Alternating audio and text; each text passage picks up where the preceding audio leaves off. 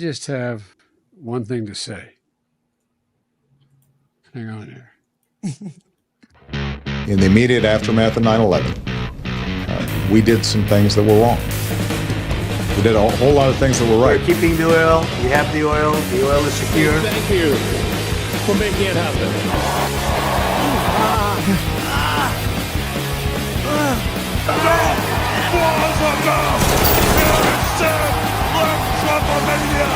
Tic-tac-toe. A winner.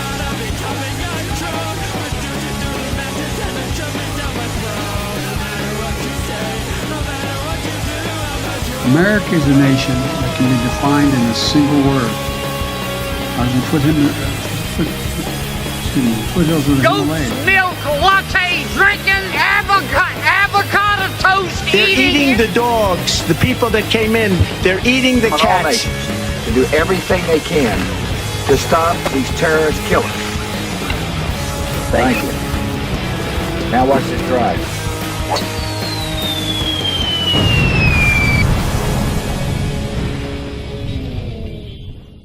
America's dead.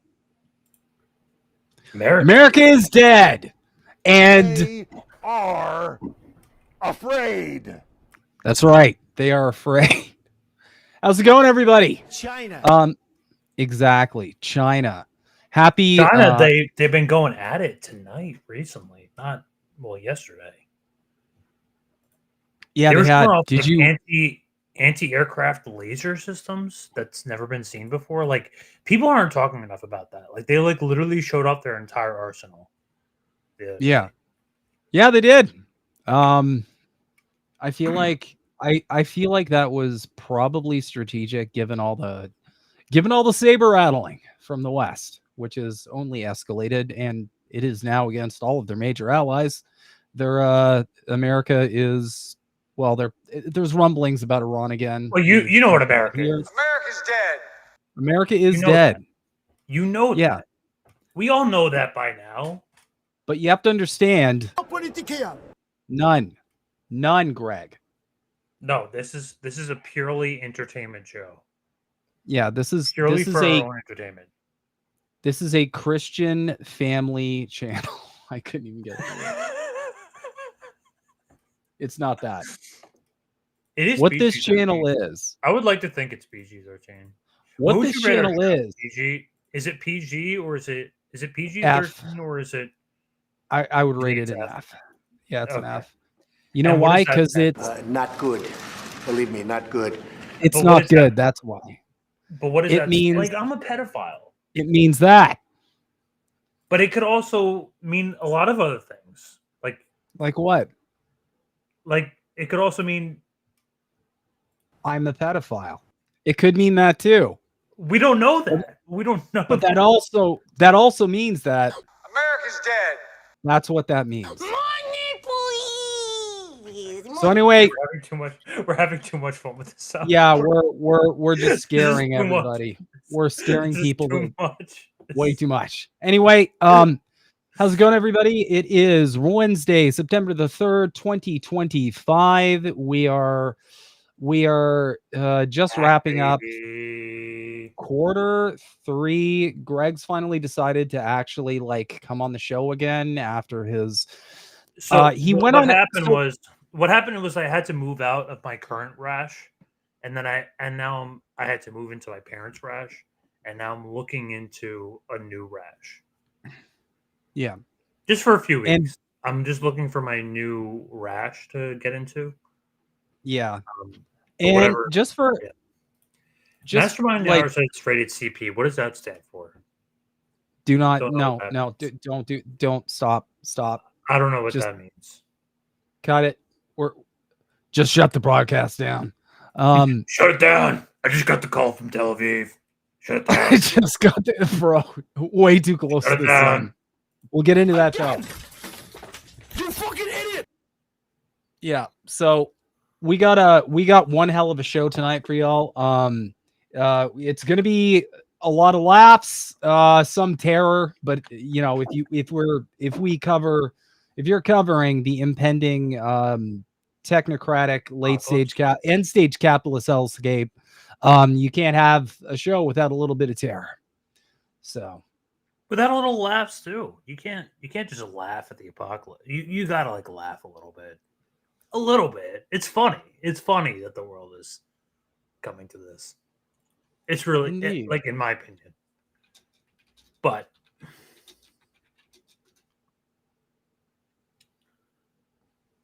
all right, so do we want to get into our first segment of the night? Yeah, Alex Jones. What do you think? It's up to you. We could go balls deep into the Alex Jones stuff, or we could start off with. So let's start off with some old stuff. You know, just a little bit of an appetizer. Most of you probably know by now. You know, last week, and Snow didn't bother to cover this because he's an idiot. But last week, there was a big expose on a bunch of there's a big expose on a bunch of the Democratic Party influencers. Fuck, where he's not going to let me read the article now. Fuck you, Taylor Lorenz. Honestly, fuck Taylor Lorenz because she's she's still masked in 2025. But let's see if remove paywall can get through here. I don't really mind that, but we have to understand she does make a living off this. So off of masking in 2025? No, off her. Listen, I will never shit on her journalism. Okay, I will never shit on. I do her journalism. I do. I have no shame in that. I really don't care. She can go fuck herself. It's not that like this is a bad expose. You can go ahead and say, yeah, sure, she did good work here, but that doesn't mean like she. Dude, this was lib destruction 100. This is destroyed. And if you're on Twitter at all, they're all like talking about like how like, well, the right wing does this. The right wing funds. We all fund each other with dark. They all fund each other with dark money groups. Why can't we do it? It's like, yeah, you're so close. You're so close. You're so close to getting it. You're so fucking close to getting it. It's painful. Politics goes in here. I'm not surprised by this. I legitimately don't even know who these other people are. But David Pakman is curious. So we have these are all people basically getting funded by the DNC. Suzanne Lambert, who calls herself the Regina George liberal, Barrett Adair, by Ariel Fodor, Sandra Jennings. I don't know who they are. I legitimately they're so irrelevant that I have no idea who they are. Yeah, and we know if you guys are wondering, like, where's Harry Sasson and that other twerp, they're funded through they're funded through like Palette Management or something, but they're funded by the DNC through like a different channel. Which is another arm for the political parties do this all the time, including the CIA. They develop front companies, so it's harder to find the money trail, and then that way people can't put the pieces together as well. But it's essentially the arm of the DNC. And the two that stuck out to me was Politics Girl, who I love making fun of, and David Pakman, who I believe has 2 million subscribers by now. Not anymore. He's been crashing out hard, and the reason I did some digging, and I actually forced myself to watch some of his content, and the reason why he's crashing out so hard is he kind of mentioned it. He's losing subscribers. He's losing a lot of subscribers. He did this after Harris lost. He was like begging his channel not to unsubscribe. It was really funny.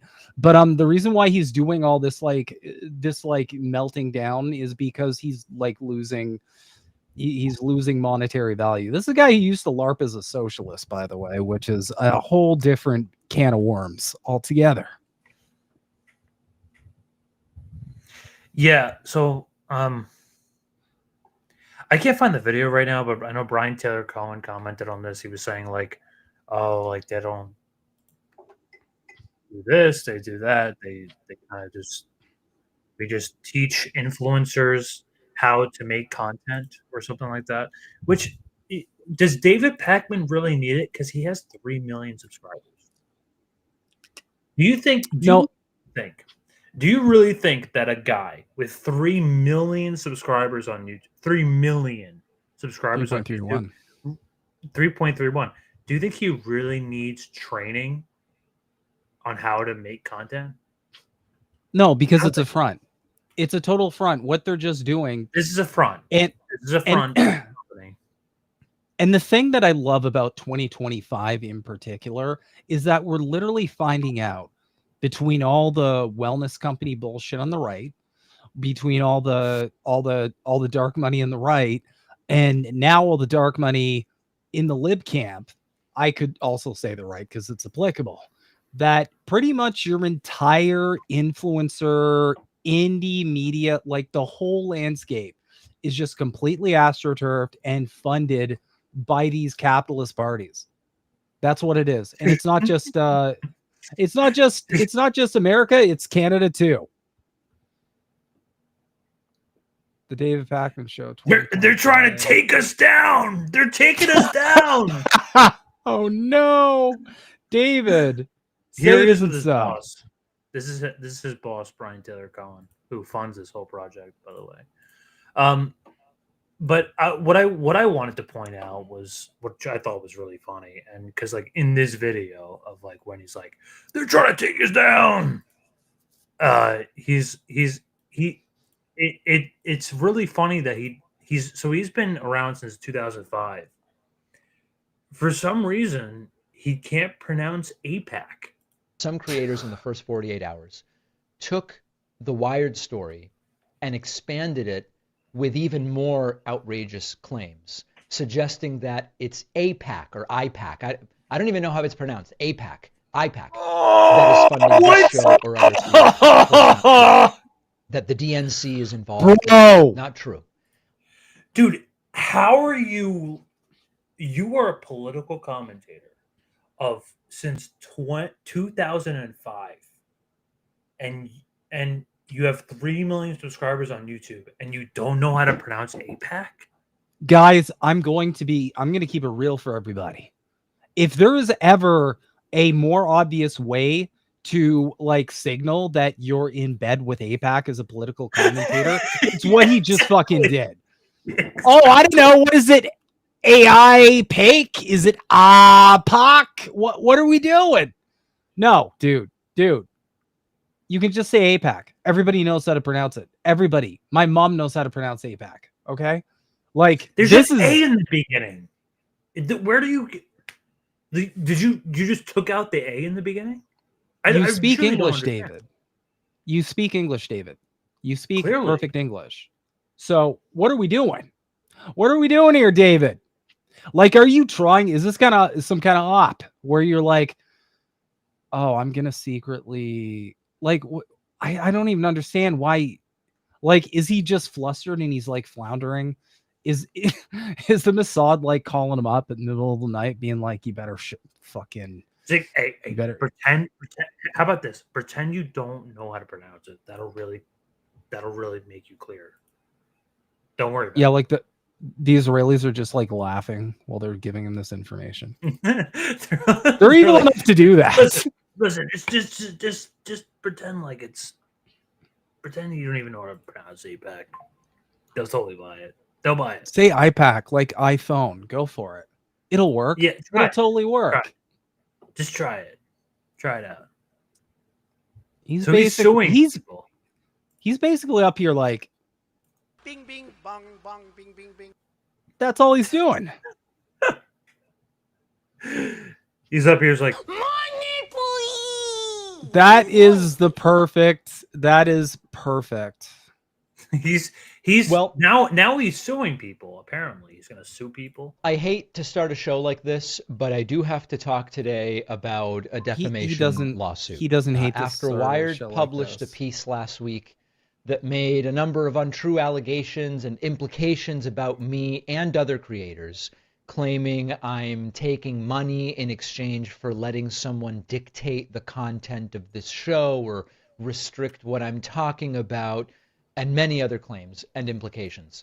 A whole bunch of you wrote to me and said, David, are you going to sue for defamation? Suing for defamation and winning is really the way to take control back and to prove that you didn't do the things you're accused of? Now, it's a fair question, and I want to talk about that today. I didn't even plan on mentioning this entire fiasco again, but it really has taken on a life of its own. Over the last few days, I've consulted with some of the top defamation attorneys in the country, lawyers who have won some of the largest verdicts, I think, in U.S. history. And I've been advised this could take 6 figures in legal fees just to get to the end without even a guarantee of getting the money back, right? I am not litigious by nature. I think all of you know that. I've never sued anybody. It would be stressful. It would be time consuming. Well, I hate, but he's going to do it anyway. It's going to cost 6 figures. Apparently, he can afford that. Apparently, he can afford 6 figures because he got his name dragged to the mud, rightfully so. Just based on things that we already knew. And again, I really want to reiterate: this is a guy who literally does not know how to pronounce APAC. Took the Wired story and expanded it with even more outrageous claims, suggesting that it's APAC or IPAC. I don't even know how it's pronounced. IPAC. That is sure you do, buddy. Sure you do. It turns out, and shout out to friend of the show Nathan J. Robinson. Not really, but his brother literally works at the ADL. So that's so good.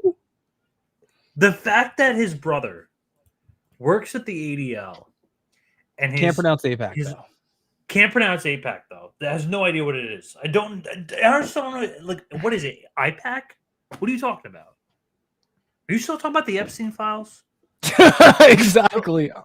Are you still talking about the Epstein files? You're still talking about Epstein? No, we were asking about APAC. Oh, sorry. Wait, what is it pronounced? IPAC? I think it's pronounced Epstein. Yeah. Also, by the way, I just want to point. You're still talking about APAC? APAC? You're still talking about Bohemian Grove? That guy's been dead for APAC's been dead for like years now. You're still talking about APAC? Exactly. I don't understand. And I just like to say, by the way, a fun exercise for everybody on X to do: go search up. Just go to David Pakman's profile. Actually, we can do it right now. Do you want to do that? Just go to his profile real quick. You do it right now. Okay. So we can do this. We can do a fun little. It's a fucking really fun little exercise. It's a really fun little exercise. It's a really fun little exercise. It's like jumping. It's like we do a little bit of jumping. No, it's not actual. It's not actual exercise. We do not recommend exercise on the show. You should be turning online 24/7 and spiraling into worsening schizophrenia. That is the only way to live life.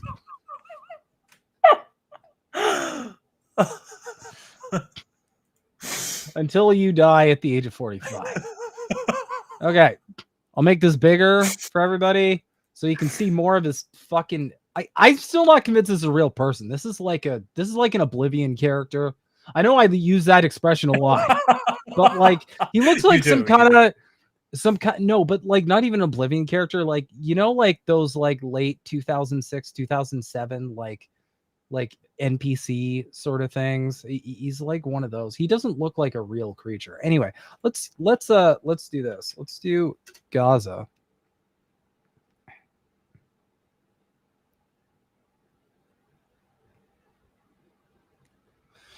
Doing Hasbara in 2016. Oh, we should play the clip where he says, Al Shifa Hospital, they bombed their own hospital. You remember that? Yeah. So this dude, let's do a better one, because you know what this is going to show up as.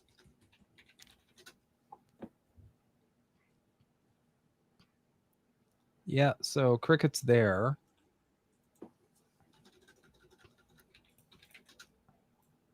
Oh, well, he doesn't know how to pronounce it, so how would he look it up, right? Well, apparently he does, because I know Post-Duopolis, friend of the show, posted a clip. Israel is essentially wide open and absolutely crushing the virus with vaccination. Trump, the ceasefire is now in effect. Also, Trump, Israel, do not drop those bombs. Also, Trump this morning. Fuck. So it's, guys, it's nothing. So like apparently he can. Apparently he can play.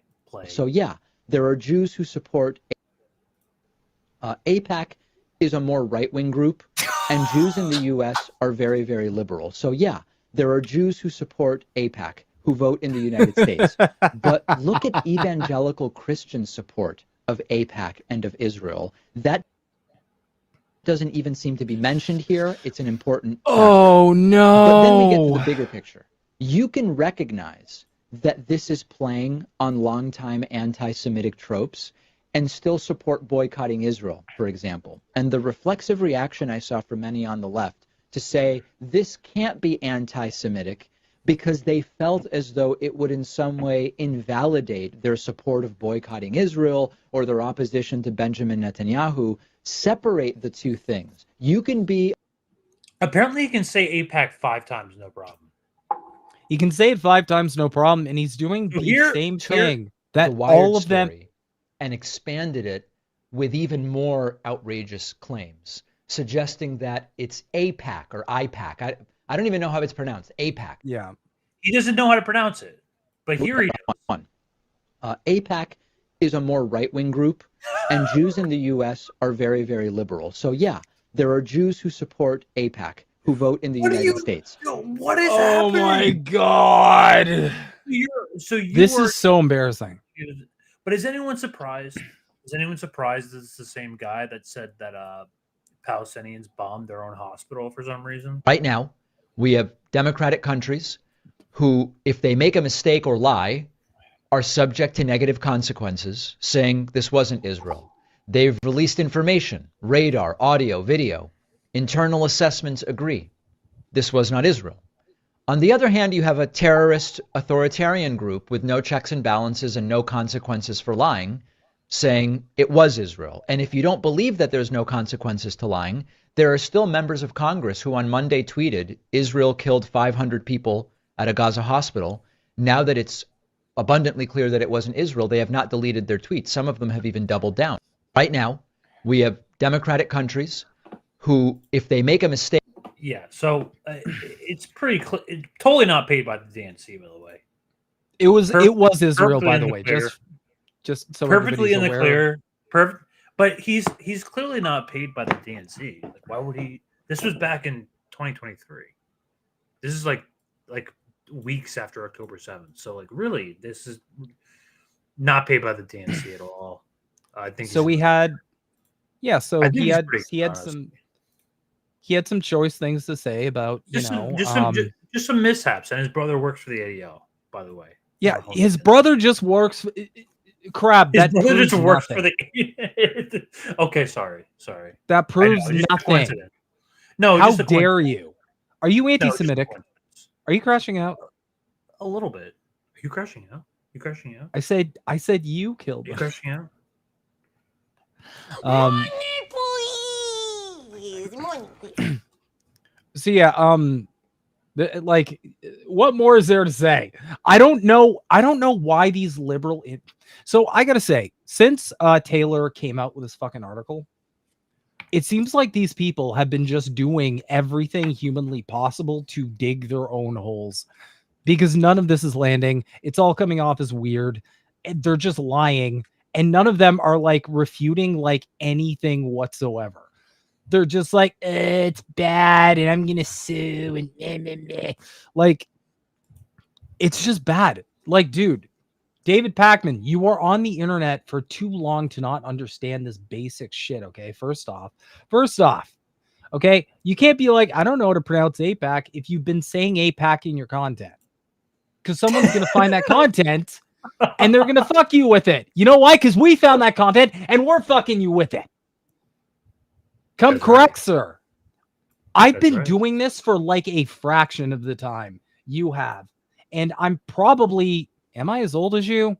No, I'm not going to squirrel. I'm not going to ADHD. Haha, take that, brain. I've been doing this for a fraction of the time. I'm taking your ADHD. He's 41. You're younger. He's fine. You're fine. 2 years younger. So eat shit, David. You are. I am. Wait. I don't think that actually serves my point. Fuck. Okay, no, it does. It does, because we're around the same. Don't worry, guys. I'll undig the whole. We're around the same age. So, like, I can't be like, oh, he's young and he doesn't know what he's doing. This guy's basically dead at his age.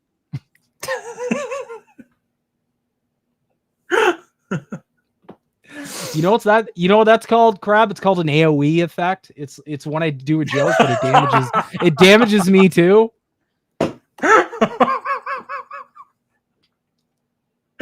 Just like we both take damage, and I'm like, you know what? Fucking Allahu Akbar, let's go. Life is an MMORPG. Just think about it that way. It's much easier when you think about it that way. More dots. Just level up your level. You just worry about yourself. Level up your own skills. Do what you can. That's it. Collect some. Go fishing. You know, there's so many. He's 41. Yes, he's definitely 41.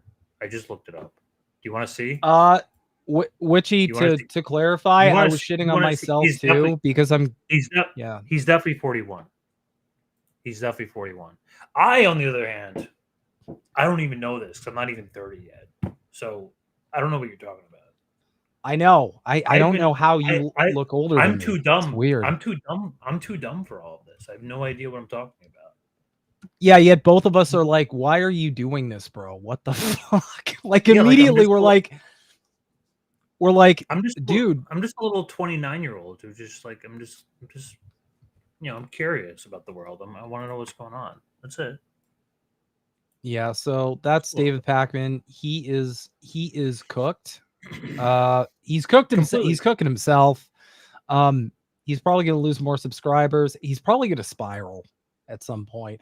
I want to see this guy finally. I'm going to spiral at this point. I'm going to spiral. If he doesn't spiral, I'm going to spiral. Crab, you've been spiraling for years. I hate to break it to you. But... No, I have. I'm fully aware. That's the problem. No, just the whole time. No, I've been spiraling even on the show. I'm just spiraling. I know. That's because they are afraid. That's why. Yeah, no one should be afraid. I'm not afraid. We shouldn't be afraid anymore. Okay. But that's David Pakman. Let's move on. Let's go on to because I thought this was really funny. This is kind of like an amendment to our Michael Tracey expose, who does not want to talk to us because we're not relevant enough for him apparently. This is so bad. However, so just the other day, we were, today actually, there was, the House Oversight Committee, they decided to release some of the files for full transparency. Let's know that we'll have a lot of questions. Just give a quick update. I think everyone knows who all we've subpoenaed thus far. In the initial batch, we subpoenaed 6 former attorneys general, as well as the Bill Clinton and Hillary Clinton. We've expanded that to Alex Acosta. Acosta's coming in, I believe, September the 19th, 16th or 19th. We've got that date down. I know that we'll have a lot of questions for him with respect to an earlier Epstein prosecution that he was involved in when he was U.S. attorney. We have the documents, the initial batch that had been sent by the White House. As you know, we also subpoenaed Pam Bondi for those documents. The White House is working with us. I want to publicly thank the White House for turning over so many documents thus far. We're in the process of uploading those documents for full transparency so everyone in America can see those documents. Full transparency. And you know what we got? So first of all, they released the files as a single page image. So basically you don't get the actual files. You get like these JPEGs that are basically not really like files. They're like they're much more difficult to review. So then Not only that, but the files themselves, they're fully on redacted. Like there's a bunch of redactions in here. It just black boxes. It's just really just full on black boxes. Here's friend of the show, Lem. But it's literally just giant boxes of black. Hope you guys love that. So what happened was today we were able to get, led by both Marjorie Taylor Greene and Thomas Massey and Ro Khanna, surprisingly, we were able to get a press hearing on Epstein victims. Now, some of them are even saying that they're going to release I don't believe this is going to happen, but they're going to release the client list without government involvement. Know the name. And let me announce now, several of us Epstein survivors have been discussing creating our own list of names. We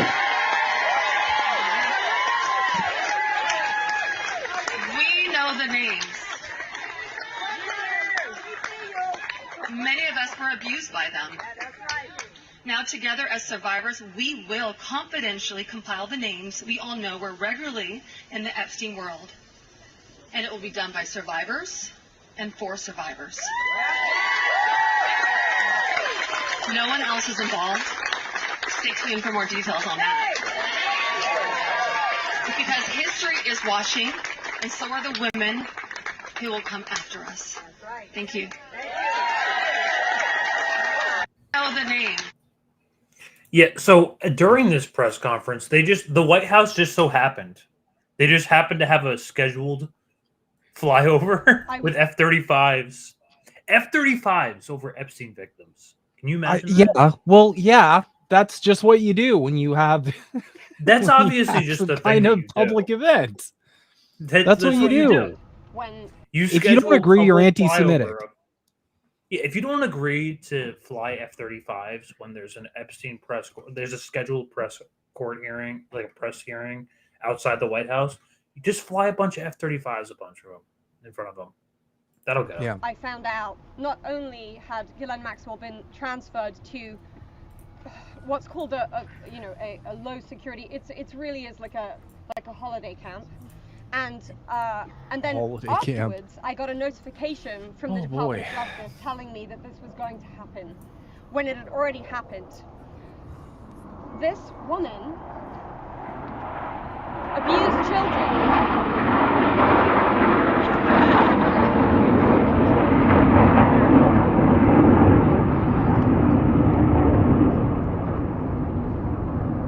I was abused by Jeffrey Epstein and Ghislaine Maxwell for over 10 years. Ghislaine Maxwell was present for some of my abuse at the hand of Jeffrey Epstein.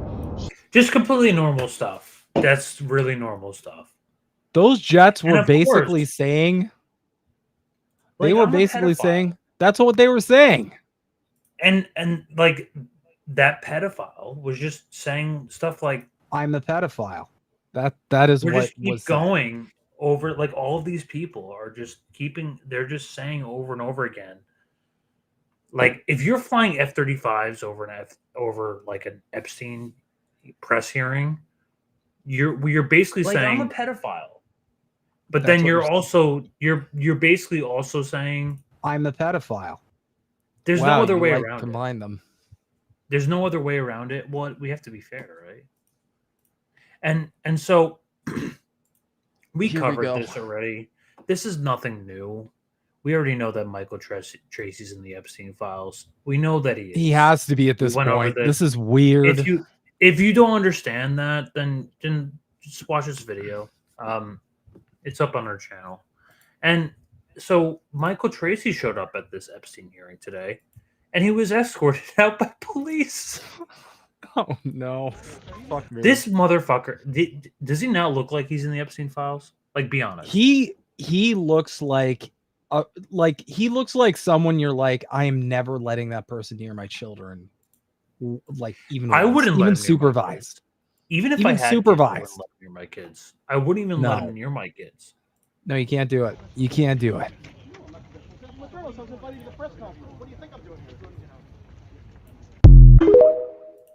Just escort it out. That's what a normal journalist happens. That's what happens to journalists normally. Insert credits for Curb Your Enthusiasm. Don't want to get copyrighted. That needs to be the He fully admits to being there and like totally like interrupting this conference because he loves pedophiles as much. This is how much he loves the pedophilic cult of the United States. He is openly taking credit for interrupting this press conference and demanding answers from the victims. Yep. This is just getting weird. Like we're just getting real weird with it now. We're not talking. All right, next question. Next question. Thank you. Who's next? Yeah, no, we're not answering your question. Anybody else? Go ahead. Yep. He keeps talking about Virginia Roberts. We're not talking. All right, next question. Next question. Thank you. Who's next? This is what happens when you're like the bullied kid in high school, and then you can't. Then you become a journalist and you bully sexual assault victims. That's what happens to you. He actually even questioned our favorite character of the whole saga, Mr. Ian Carroll. He had some questions for him, which is really fun. It confronted him, really. Actual blackmail information about to break on RFK Jr. I personally despise RFK Jr. I'm the last one to run away from anything that could possibly be critiqued about RFK Jr. He's one of my least favorite people probably on earth. However, you know what I wouldn't do? Well, you know what I wouldn't do? I wouldn't make up fake sexual blackmail stories about him, dump it out on social media, and then just ghost everyone when the story that I claim was imminent doesn't come out. But you think that's fine? I mean, that's your whole journalistic... I mean, you consider yourself a journalist? Well, when you construe it in your way, that misrepresents construe it in the right way. Construe it in the correct way, please. If someone wants to see how it's construed, they can go back and watch it. I have no problem with the way it was reported. I unfortunately was subjected myself to watching it. I'm actually quite proud of the way it was reported, and I got Nothing was reported. Where's the sexual blackmail story? Where is it? He sounds panicked. He sounds rattled. Like, do you not have any self-awareness? This is actually weird. Read the room, Michael. Not really. I don't care. I mean, if you perceive me in some way that you perceive to be deleterious, that's probably actually someone else's agenda. What's my agenda? To tear down people. To tear down people. To tear down this. To criticize little things in groups that you're against. Okay. Ideologically. Crazy. I need you guys to take note. Real quick, take note of like his voice, his tonality. Sorry, I'm getting a little psych nerd early on. The way he's so angry. First off, he's in child mode. So if you know parentification versus child mode, he's in child mode right now. He's having like a temper tantrum at Ian Carroll, meaning he's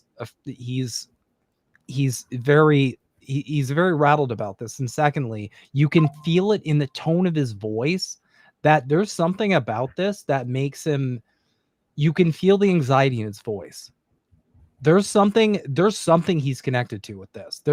You can sense emotion whenever someone gets like this over something that they shouldn't be emotionally invested in, because he obviously shouldn't be. There's a reason for that emotional investment. And that's what I'm picking up, like flaming red Comic Sans font across the sky right here. This is what I'm picking up. This is what I'm picking up. No, Michael Tracey is Comic Sans.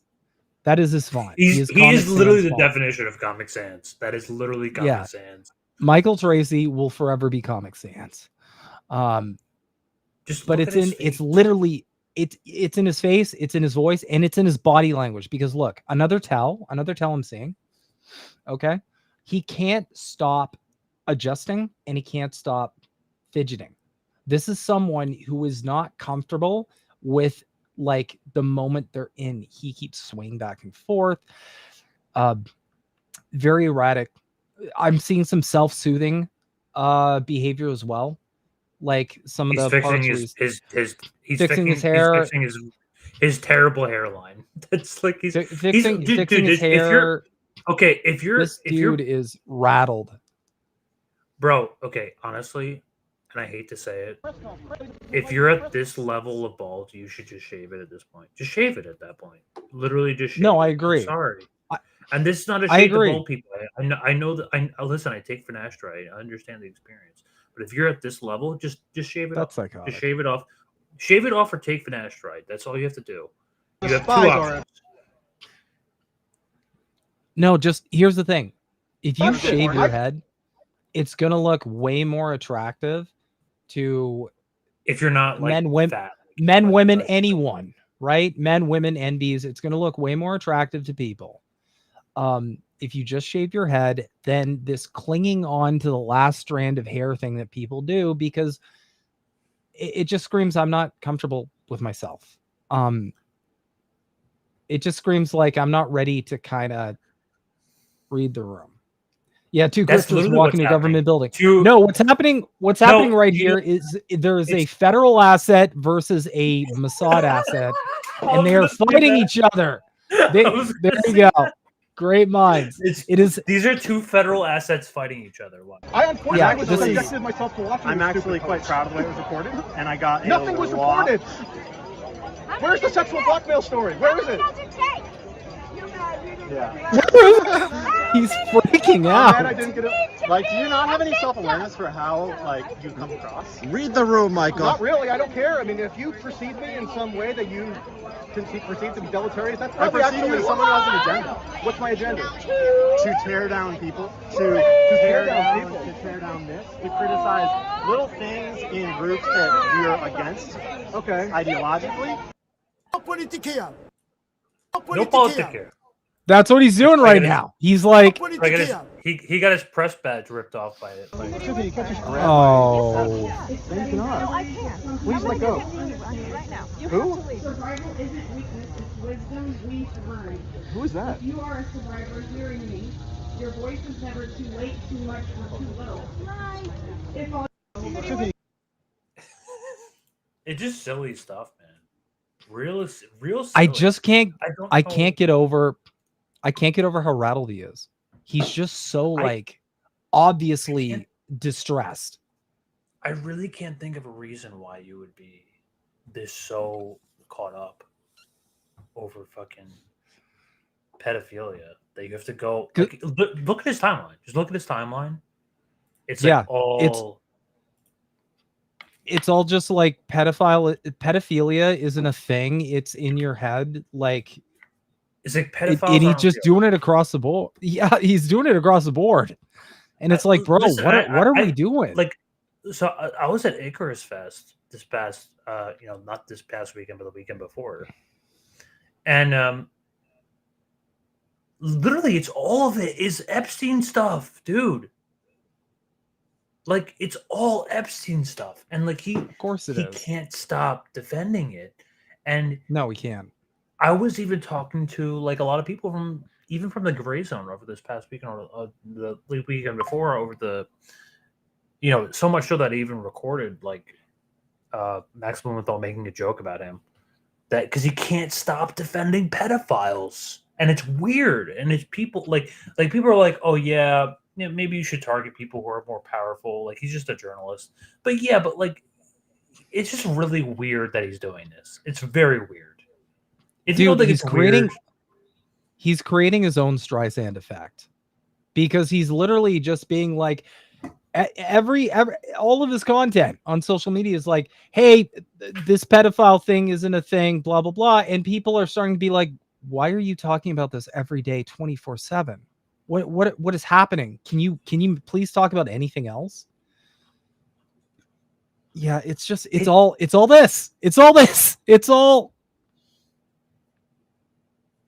just posting about like nothing to see here, folks. And yeah, sometimes there is nothing to see here. I'll admit it. But the fact that you're investing this much energy into doing this is very weird. It is weird behavior. You should not be doing this.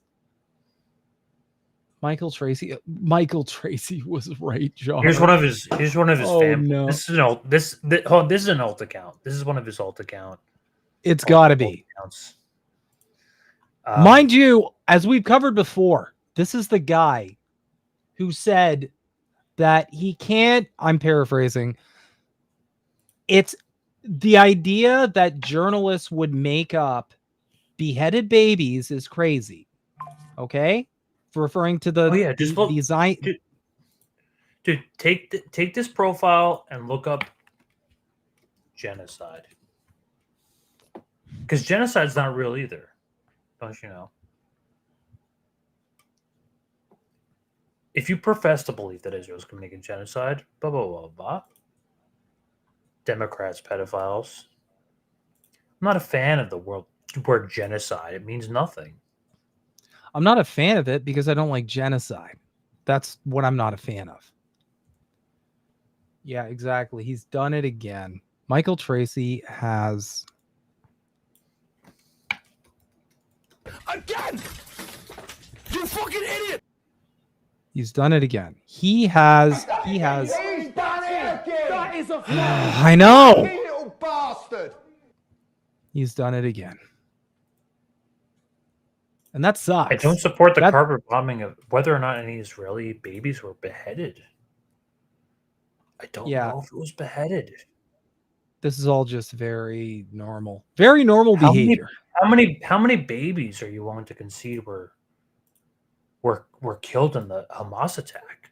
Perhaps even burned or shot with bullets rather than beheaded. By the way, the actual number is 0. So, because there were no... Where were the babies? Can someone answer me this? I've asked countless Hosburists this question. Where were the babies on October 7th? There was one baby that was killed. There was one baby that was you want to know the truth? The truth is one baby was killed, and it was the IDF crossfire. Of course. That's what I mean, though. That's actually what happened. That's the actual truth, is that one baby died. That's true. And it wasn't Hamas. That's really Israel. What you want to know. That's what you. Yeah. That's really the truth. That's if you were an objective journalist in any sort of way, and I believe that there's an extent to like where we could probably do a better job than Michael Tracey in some cases. Don't get me wrong, Michael Tracey has done work well enough in the past, but he's so hyper focused on this pedophilic thing that like it kind of ruins all of his credibility. There's nothing else that you can do besides defending Israeli pedophiles to completely shatter your reputation. It's worse than actually being a pedophile, I think. Well, yeah, because you're out here saying there's nothing to see here. Guys, there were real victims here. There were people who suffered because of this. They are talking about it. There's like over 1,000. It's not like it's like small shit. And apparently they're all lying though, and apparently they're all multimillionaires. I want to see where the money is, because he hyper focuses on Virginia Giuffre. If you really want to know the answer, you should just watch her video on Michael Tracey here. Yep. So yeah. So that's Michael Tracey and David Pakman. They're both having a normal one, as we indicated in the description. Both of them just doing normal things that normal people do, such as not being able to pronounce words that you were fine pronouncing words before, and doing just nonstop, extremely emotional defense of any situation involving possible pedophilia or sexual misconduct whatsoever. Because he did the same. He defended Andrew Cuomo too. So you have to of course, that. of course he did. Of course he did. Anything related to sexual misconduct, he is on the side of the defense, which is crazy to me. But do what you got to do. I'm only judging a little bit. He'll say that's because I'm just an objective journalist, and it's like, no, dude. At this point, I feel like you have a skeptic. I'm just a skeptic guy. He's literally out there. Are you still talking about the? You're still talking about the. We have to make that a soundbite now. We do. We absolutely do. Are you still talking about the Epstein files? Yeah. You're still talking about the Don't Epstein be rude. files? Exactly. Why are you still talking about the Epstein files? Oh, brother, this guy stinks. Stinks. Anyway, Absolutely stinks. He probably smells. I've only met him once at Icarus Fest in 2024. You when you he was know a what speaker. And you know what he smells? He's way shorter and way smelly than you would imagine. He smells like an Italian shower.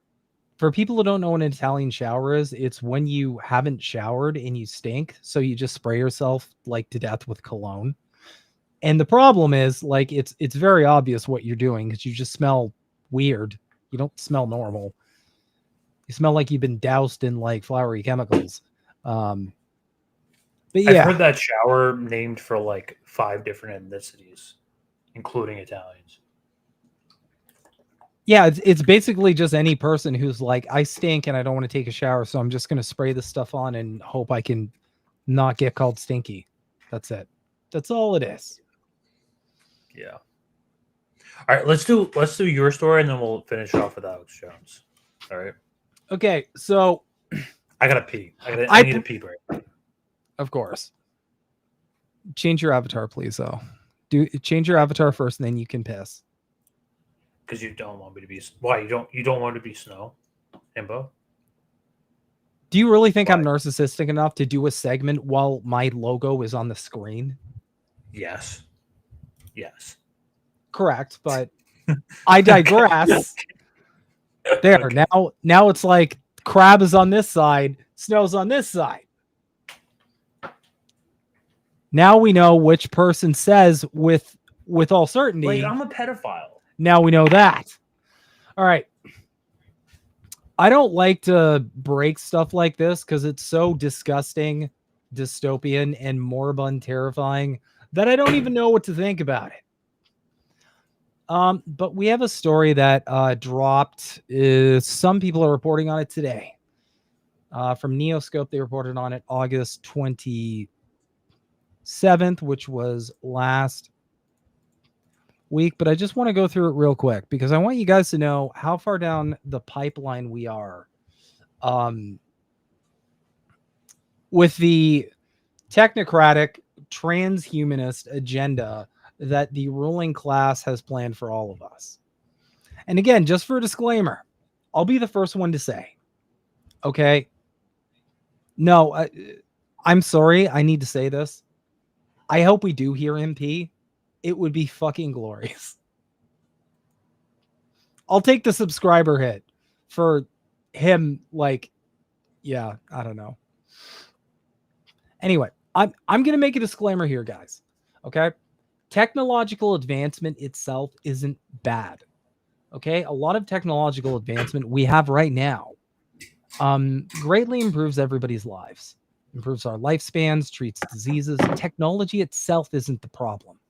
The problem is we live under a dictatorship of capital that exploits all of us, which needs to exert constant control, disincentivize any sort of dissent against their prime aims, their agendas, and highly stifle any kind of direct action.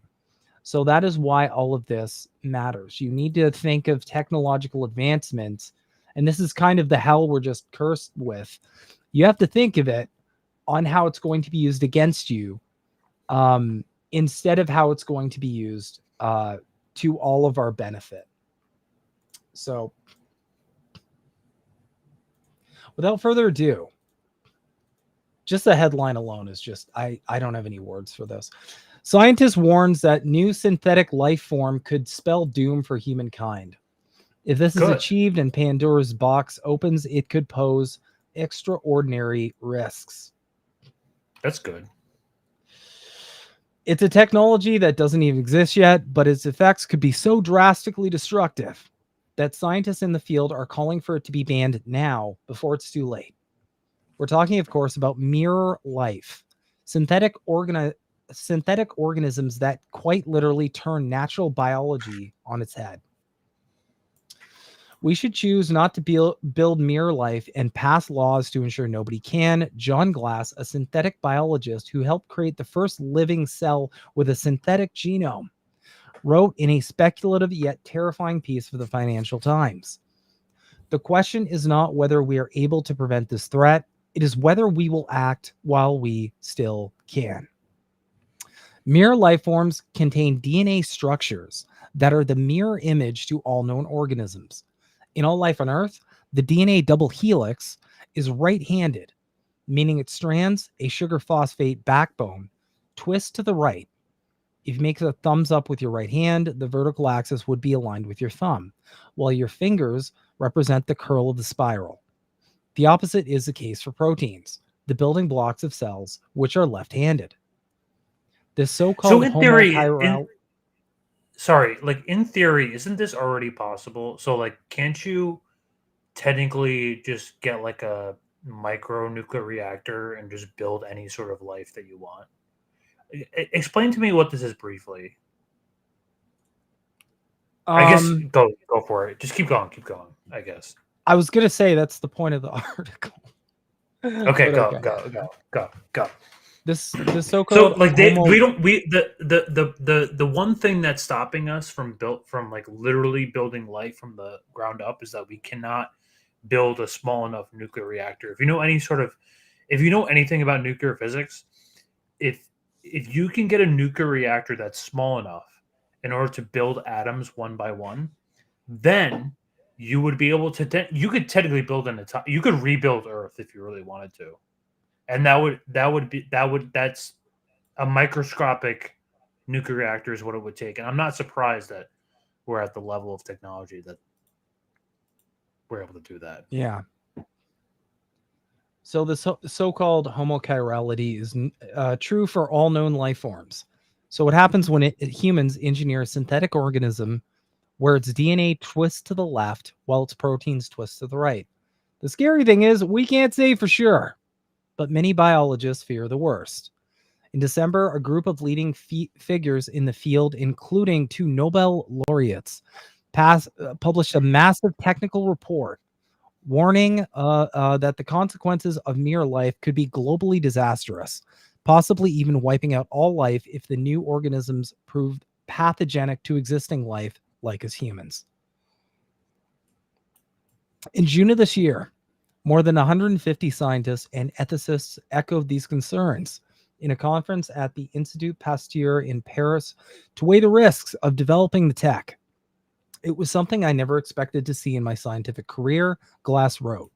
He noted that the Alfred P. Sloan Foundation, an influential nonprofit organization that funds scientific research, has been unequivocal that it will not support efforts to create mirror organisms. Many scientists agree that the technology is at least a decade away, perhaps 3. That's not very far away. Like, is it 10 years? But their sense of urgency in preventing it is palpable. Once it is possible to build a mirror cell, it would be comparatively easy to engineer many more kinds of mirror bacteria, the simplest form of mirror life, Glass wrote. If this is achieved and Pandora's box opens, it could pose extraordinary risks. To the best of our knowledge, our immune systems produce very weak antibody responses against mirror molecules, if any, he explained. Having even one immune deficiency can cause a patient to die of overwhelming bacterial infections. A mirror bacterial infection might be like having many immune deficiencies at once. Moreover, mirror bacteria could reduce predation by organisms that normally keep their population, allowing them to run rampant across ecosystems.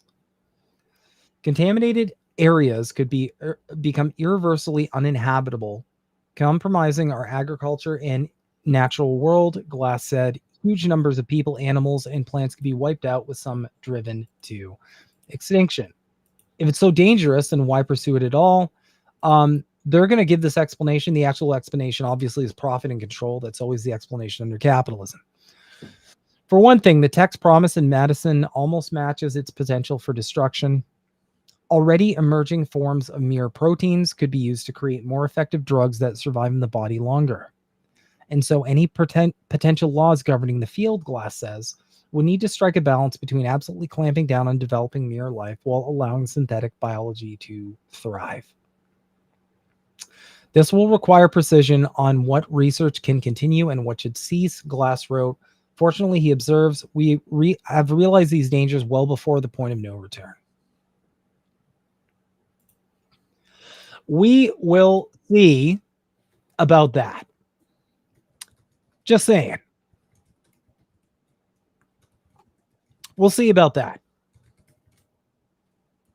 Because I can think of endless situations. This can be used for unbelievably nefarious reasons.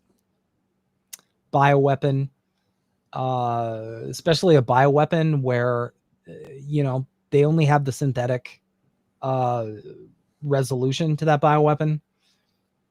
Just think, rampant synthetic bacteria, and all of a sudden, they have the only means of treatment. This is terrifying. So, just wanted to give a heads up. That's on the. You could literally build life from the ground up. You're talking about mirror cells. So at this point, cells are relatively bigger than atoms, and what I was talking about earlier was atoms. So if we were to get to the point where we were capable of rebuilding atoms,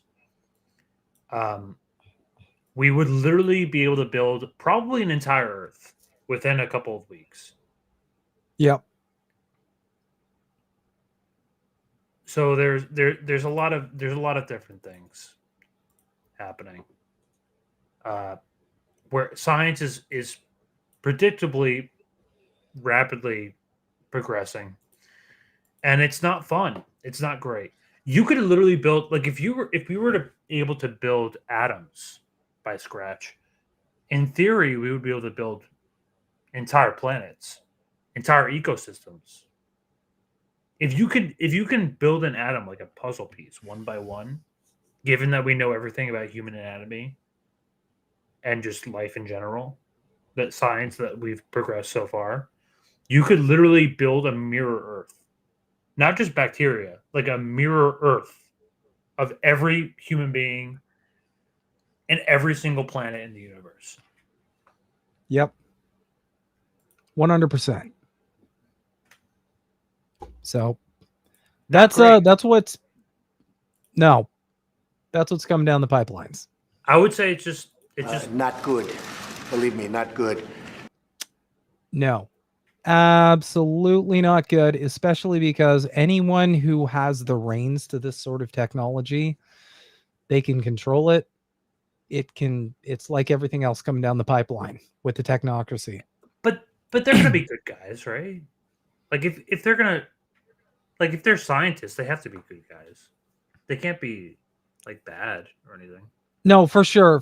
They're just strategic. Well, no, the company that's primarily developing this, Nexon, they're strategic partners with Pfizer. But Pfizer's fine. It's all fine. We're going to be good. Because, of course, it's fucking Pfizer. Like, let's be real. No, we're good. I think we're good. We're all set. Don't look at Pfizer's Wikipedia page, by the way, specifically the legal section. And the early history section. That too.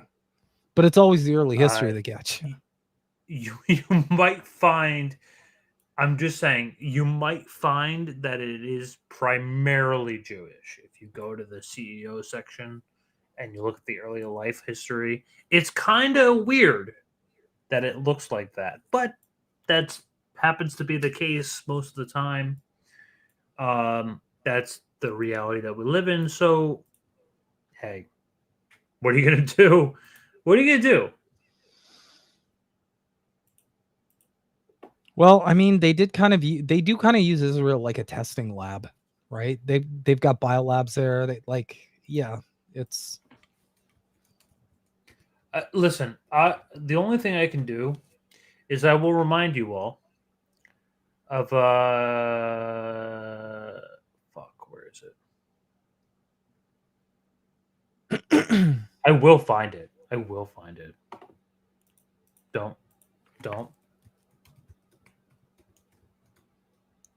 right, well, we'll come back to that. Anyway, we are moving on. No, we won't. We're gonna find. I'm gonna find this. It's on my Okay. profile. I'll play some music while you figure it out. Can you play the Jeopardy? Can you upload the Jeopardy theme song? No, we'll get clapped, you idiot. We're gonna get clapped. Yeah, we're gonna get clapped for that. Yeah. Yeah, Mr. Jeff. Okay, fuck it. You're done with that segment then? Yeah, I just wanted people to get more scared of the future than they already are. Love y'all. Okay. I guess we can hop right into Alex Jones. Well, Alex is not having a good time. Alex, my boy Alex.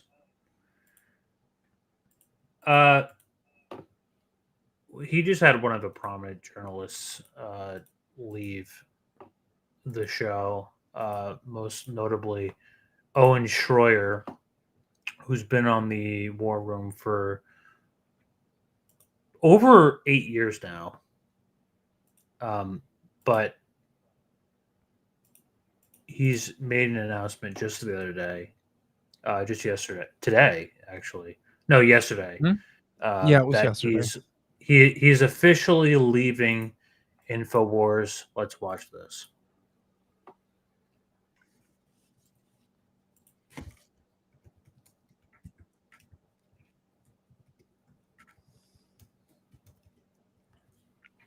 And I know y'all might have seen this already, but we have some some updates and possibly some analysis over what's actually going on here, because most of the coverage is pretty surface level that we've at least seen.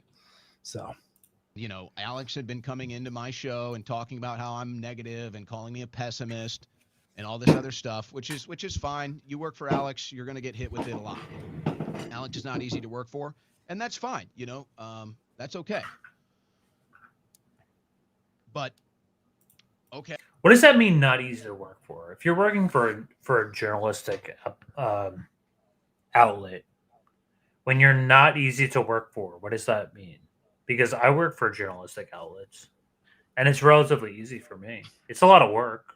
I'll admit, but like, if it's not easy to work for, what else could that possibly mean besides censorship? no, it's absolutely censorship. So here, I'm just right off the bat going to give my 2 cents here. I think what happened here was, I think Owen was originally given creative control, and we're going to cover this in this segment, but he started veering off in a direction where I feel like that was conflicting with his boss's actual interests. But I feel like he was originally given creative control, and I feel like he suddenly started realizing that might not have been as liberating as possible. Yes. Given it's Infowars, right? We're in the info war. We're in the age of the info war. So we have to make sure that we're towing on the right line. Hey, he says I'm too negative. He says I'm a pessimist. Whatever. I'm too anti-Trump. So I just said, all right, you know what? I'll just take some time off. I'll just disappear. And if Alex thinks I'm too negative, then maybe he's right. Maybe he's right. Maybe I'm too negative now. Maybe I'm too much of a pessimist now. Maybe I'm too anti-Trump now. Whatever his issue was when he kept coming in the show, telling me I'm too negative, saying I'm a pessimist on his show, I said, okay, maybe he's right. By the way, pessimist translation, that means you're being too anti-Trump. You're being too anti-Trump, because all the things that he's criticizing Trump now for, he would have been perfectly okay with if it was Joe Biden. Just want to make that clear. I'll take some time off. I'll blow off some steam. I'll just get out of the ring for a week, and maybe I'll come back a little more positive. And maybe there was a level of reality to that, and I think I did come back more positive. But the same issues that I had started up immediately as soon as I came back. And it's not to say that I didn't have creative control over the Infowars War Room.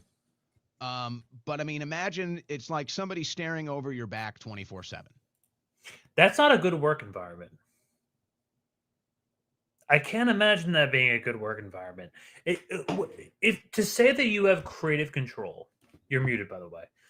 If to say that you have creative control, yet you have someone staring down your back 24/7, is that really any better than not having creative No. control?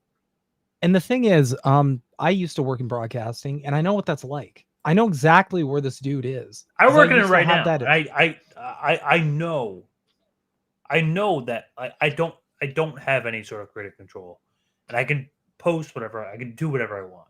So Oh my it's- God. I have to call this out. Bill, I was about to make that joke, you motherfucker. And you beat me to it. Alex is now the info warrior. He's the one the one launching the war. Yeah. God damn. That's But the no, I ironic totally part of all this. I totally get what that feeling is. I used to have a boss who would like literally be over my shoulder to the point where I could smell like, oh yeah, he ate pastrami, a pastrami sandwich today. Not kidding, not being hyperbolic. So I get it.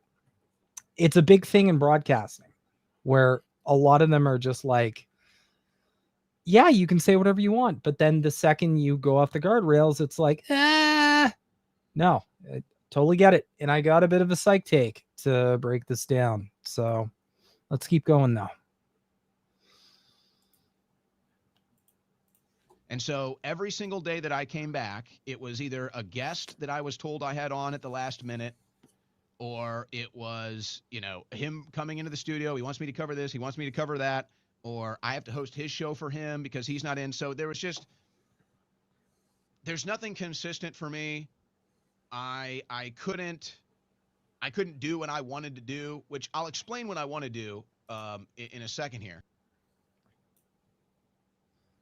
Yeah. So there's a lot of things going on. What's really crazy to me is that he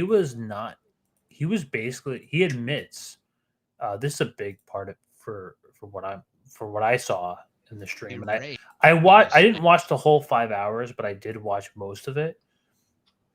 And I caught that like he didn't get a raise from Infowars since 2018. That's a long time.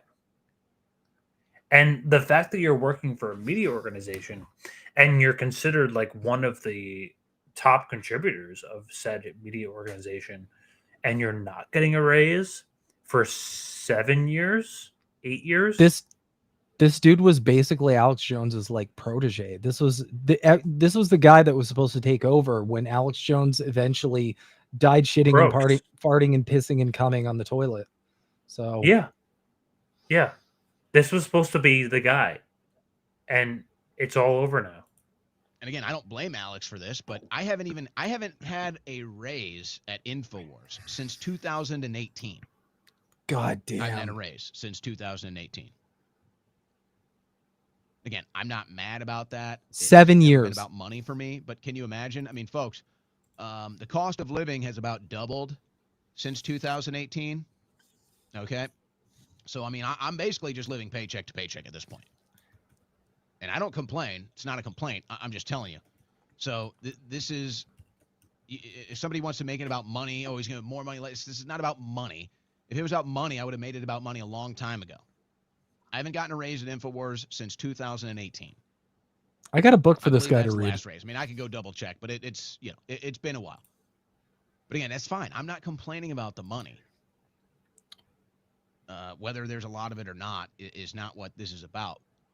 It's just like, this has been how it's at. I felt like I'm on this roller coaster, I'm strapped in, and there's just nowhere for me to go. And I'm always going to be loyal to the roller coaster. I've always been loyal to the roller coaster. I don't try to grab something while it's on the ride. I don't try to grab something else, But it's just the constant, okay, there's no raise in the future, and then the constant, we're going to shut down tomorrow. We're going to shut down tomorrow. And it's just like, it never happens. So it's like, I don't even know what's going on anymore. And then I feel like I can't even control my own show. I feel like Alex, Alex said to me on the phone, he's not unhappy with me. He thinks I do great work, and I hope he means that. I don't know. But it's just like when he's constantly disrupting the show and constantly telling me what to cover and constantly telling me the guests, it just feels like I have no control anymore. And you have to understand the other thing about being in network news is you end up associating with things or people or subjects that you might not otherwise associate with. So, okay, you kind of have to go with that when you're a network guy. And that's not really how I am either. Yeah, I mean, it's kind of obvious why Owen decided to leave the show. Yeah, so let's break it down. Let's break it down real quick. So first off, you've got like unbelievably stagnant wages. Listen, my company sucks with pay. Can you imagine shilling for Alex Jones since 2018 and not getting any raise at all? Dude, 7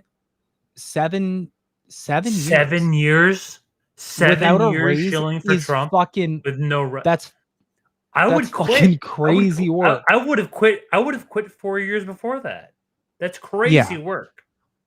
Like, and then, even though if you're on top of that and you're saying he's talking about the creative control, like, it is not what this is about. I can't even control my own show.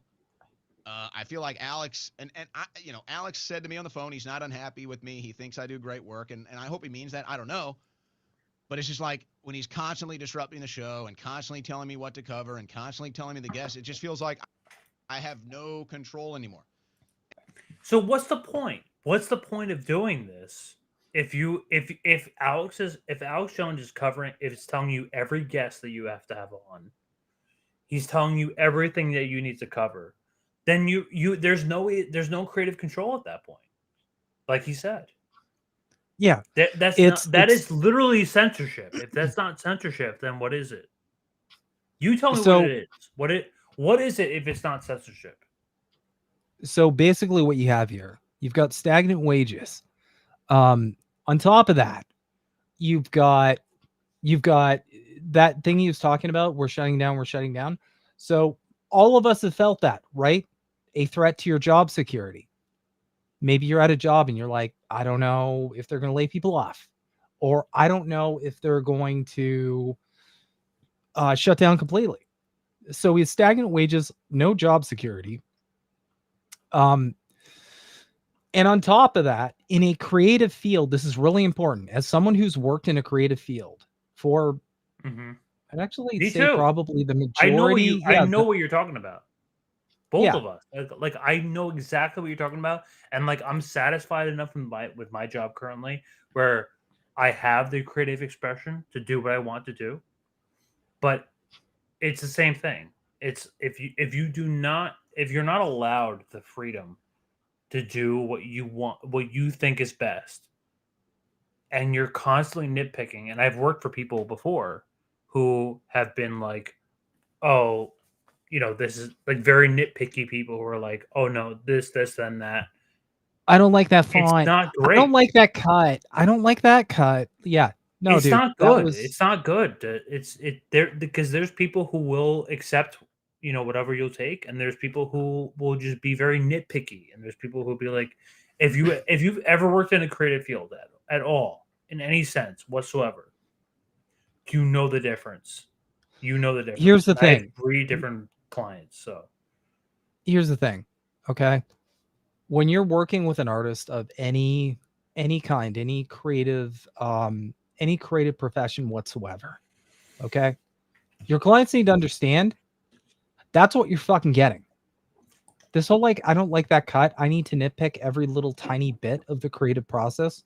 No, you hired me to do art. I'm doing art. I'm creating. You asked me to create. I am creating for you. If you don't like all the minute things, then I don't know what to tell you.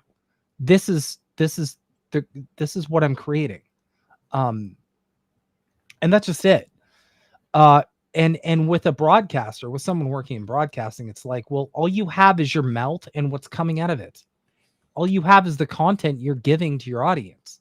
The second you have someone being like And it's so ironic this happening on Infowars, because the second you have someone saying, hey, I just need you to like do this content, then you're basically like, I just need you to be a robot and read on the teleprompter like you're on fucking CNN or Fox News.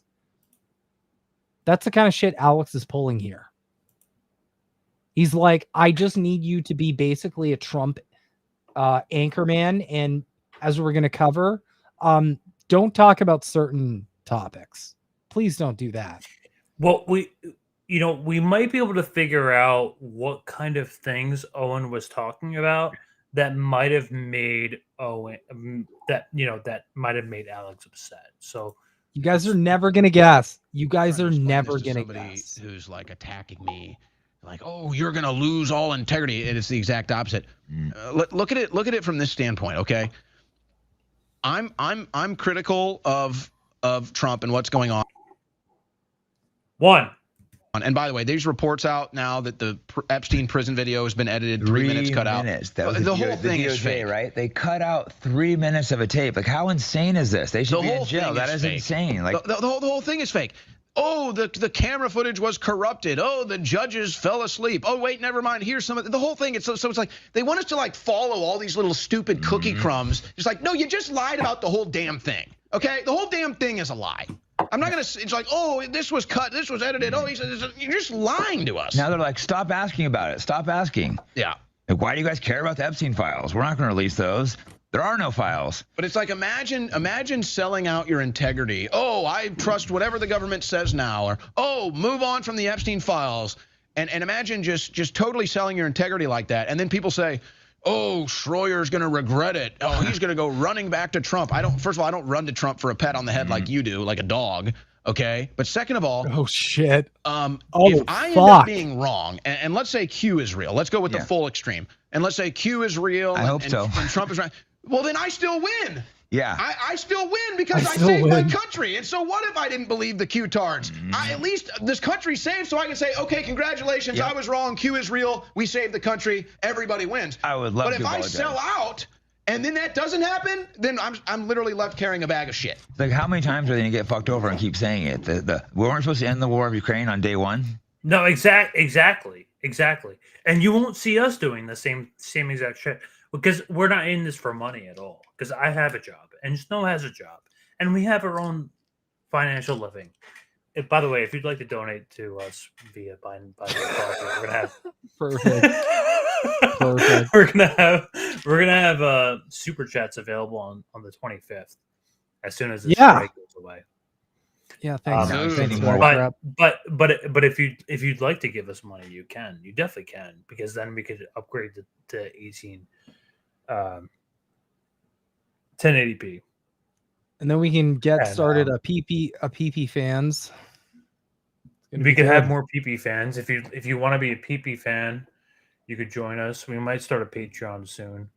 But we're humble enough to where we recognize that we're not there yet. We know that we're not there yet, and that's obviously that is the point of all of this, is that we're not trying to be bought out, because I already sell my labor to a company. Snow already sells his labor to a company. We don't need the money. We're here to say what's true and set the record straight, because we've seen too many of these influencers completely sell out.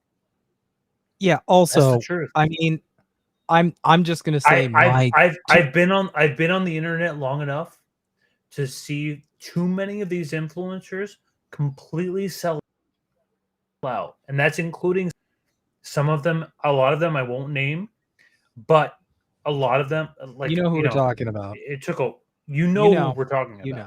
You know who we're talking about. We don't have to say it. We don't have to say it. But we don't have to say it. I'll just give my 2 cents here. The whole point of me creating this channel was because I want to start a initiative where we help as many people as possible understand A, what's coming, and B, build class consciousness. That is the prime aim. I don't care if I ever make a fucking dime off this. If this ever becomes like a full-time job, if this ever becomes like our just job, period, great. But if there ever comes a road where it's like we have to change or alter anything we're saying or doing, I'll just get another source of income to supplement it. There's no point doing any of this shit. Literally right now, going to compromise. The only reason you donate right now or you subscribe on Substack or whatever the fuck, like the only like you hit subscribe on Substack, you could buy us a coffee, whatever the fuck it means. The only reason why you would be doing that right now is because we could upgrade to 1080p. We're literally so broke. We are so broke that we are streaming on 720p right now, only to 3 channels. That's why we don't have a Twitter. Like we would totally have a Twitter right now if we had the money. If we had the money, we could totally go for it. But it's kind of like what Owen said before. Housing prices have gone up so much. They've doubled so much within the last 5 to 10 years. There's no reason to go for it because this is just a hobby for us now. This is literally just a hobby. There's no reason to. What we're trying to do here is that we're trying to start a movement of honest influencers. Honest, and I only trust influencers who are honest about the reality, and people who are actually interested in the truth, unlike Alex Jones, which is what we're getting into here. It's just like nonstop betrayal. Oh, we don't want to. We don't want to talk about that. Yeah, this is what I lose the most followers over. Well, I think I've criticized him enough now. I remember the first time criticizing Trump, I lost like thousands of followers. It's just like I don't give a shit. Well, I'm seeing exactly. I don't know about you. I don't even look at it. It's not. I'm just reporting news. I just do political play-by-play. I just call balls and strikes here. I'm not even. It's not even pro-Trump, anti-Trump. Yeah, I'll praise him for when he does good things. Still, I've seen to me, I don't know. It seems like most people are more thirsty for real news because most of the right-wing media, it's just all pro-Trump propaganda. I mean, Fox News is like Israel. They're both just like it's the same thing. It's all just like fake paid. Like Fox News is unwatchable now. Yeah, I haven't watched it in years. CNN and MSNBC gives me more value now, which is like, I mean, what does Fox push? Just Trump. It's just Israel? Trump 24/7, Israel 24. Literally, that's it. And I have parents who are literally pro-Trumpers. I know what this is like. I've seen the Fox News feed channels. It is literally pro-Trump 24/7, and I've never seen any other network turn so fast. And Owen's right here. Owen's completely right. I get more news from CNN and NBC, MSNBC, especially regarding stuff like the Epstein files, than I do from Fox News now. It flips like a dime. Isn't that interesting? But like it always does with the regime. When the political regime changes parties, you see a shift between the two media organizations, and this is Owen figuring this out. I figured this out back in 2020, but Owen is figuring this out now. I mean, they'll still have like good interviews. Like Caroline Leavitt was on last night, so I might turn up the volume when they get a guest like that. But like, I call it political bizarro world. So just last night, I'm monitoring the news. Fox, I think, mentioned the Epstein files. It was Ingram, and she said to get over it. I think that was it. Wow. MSNBC and CNN were covering the Epstein files all night. Yeah. I'm like, what in the hell? And then Caroline Leavitt goes on Fox News. This is the greatest president ever. This is the most transparent administration ever. This is a perfect presidency. And I'm like, oh my God. You don't need to see the Epstein files. Don't worry. Oh yeah. You're anti-Semitic wanting to see those. So I'm like, okay, so now CNN and MSNBC, which is still totally fake news propaganda, but it's like I can get more value out of that now than I can even out of Fox News. Yeah, the positive is people don't believe them, so people like us are starting to get more followers. I didn't want to be media, but like these guys are just so full of shit. I got to try to figure out, and I'm trying to figure out what the hell is going on. Like I don't claim to know all the answers, but at least we're like honest. We'll go out there and try to do the truth. And if I see something that's bullshit, I'll call it out. I'll change my opinion if I'm wrong. And like the media, they're just full of shit. And if they're wrong, they won't admit it. They'll just like move on. All right, a couple things here before we sign off. A couple fun things. All right, so tonight, Randy Fine, who by the way just had to unblock. Okay, one sec. We kind of sorry, just real quick. There's a reason for this. There's a reason why anytime one side of the duopoly is in power, you've got absolutely no pushback, no criticism from any of the affiliated like media networks. It's because whatever side of the duopoly is in power, they already accounted for the fact that the people who wanted the other team to win are already going to be unhappy. They're already going to be protesting and organizing and doing all this shit. What they don't ever account for is the other side going, oh, fuck these guys. No, this is bullshit. Because the second they break out of this false two-party they've been doing this for years. They've been doing the left-right paradigm for years. And then once they expect people to be like, hey, both of these parties are shit. Like, what are we doing here? And then watching carefully the media going back and forth, then people have already jigged up to the game, and they haven't realized the amount of people that have gone into that stage already. They haven't. Of course. They simply don't understand. I mean, Netanyahu is just now in 2025 appearing on podcasts. So we already know that like they're very behind in understanding that legacy media is dead. They know they know it, but they don't know it enough. They don't know how dead it is. That's the problem. They know enough to know that it's like, hey, like legacy media is dying. We're at this show, we're saying that legacy media is already dead. We know it's dead. But you got all the big influencers, like when we refer to legacy media, like, you know, nowadays that's just the podcast circuit. But you have all those big Trump glazers doing the same thing. He's perfect. He's winning. He's doing everything right.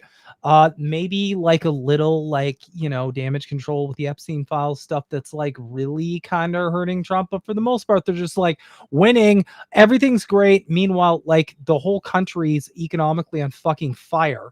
And he's literally just, I'm going to say it. This is just Biden 2.0. Good job, MAGA. You got a second Biden term. You have the second Biden term right now. That's all you got. You got genocide in Gaza. You got the war in Ukraine. You got the same economic turmoil that you complained about and this fat piece of shit ran on. You got everything else. If this doesn't wake MAGA up, then these people are fucking hopeless. If this doesn't make you go, oh, wow. So nothing actually ever changes aside from cultural stuff or just made up bullshit. Nothing ever materially changes. Nothing ever changes imperially, of course. What am I voting for? Why are we using voting at all as some kind of viable solution to all of the issues that our government that we pay taxes to should be solving for us? I'm sorry, G, just fire the missiles. I will say this. Just fire the missiles. I will say this.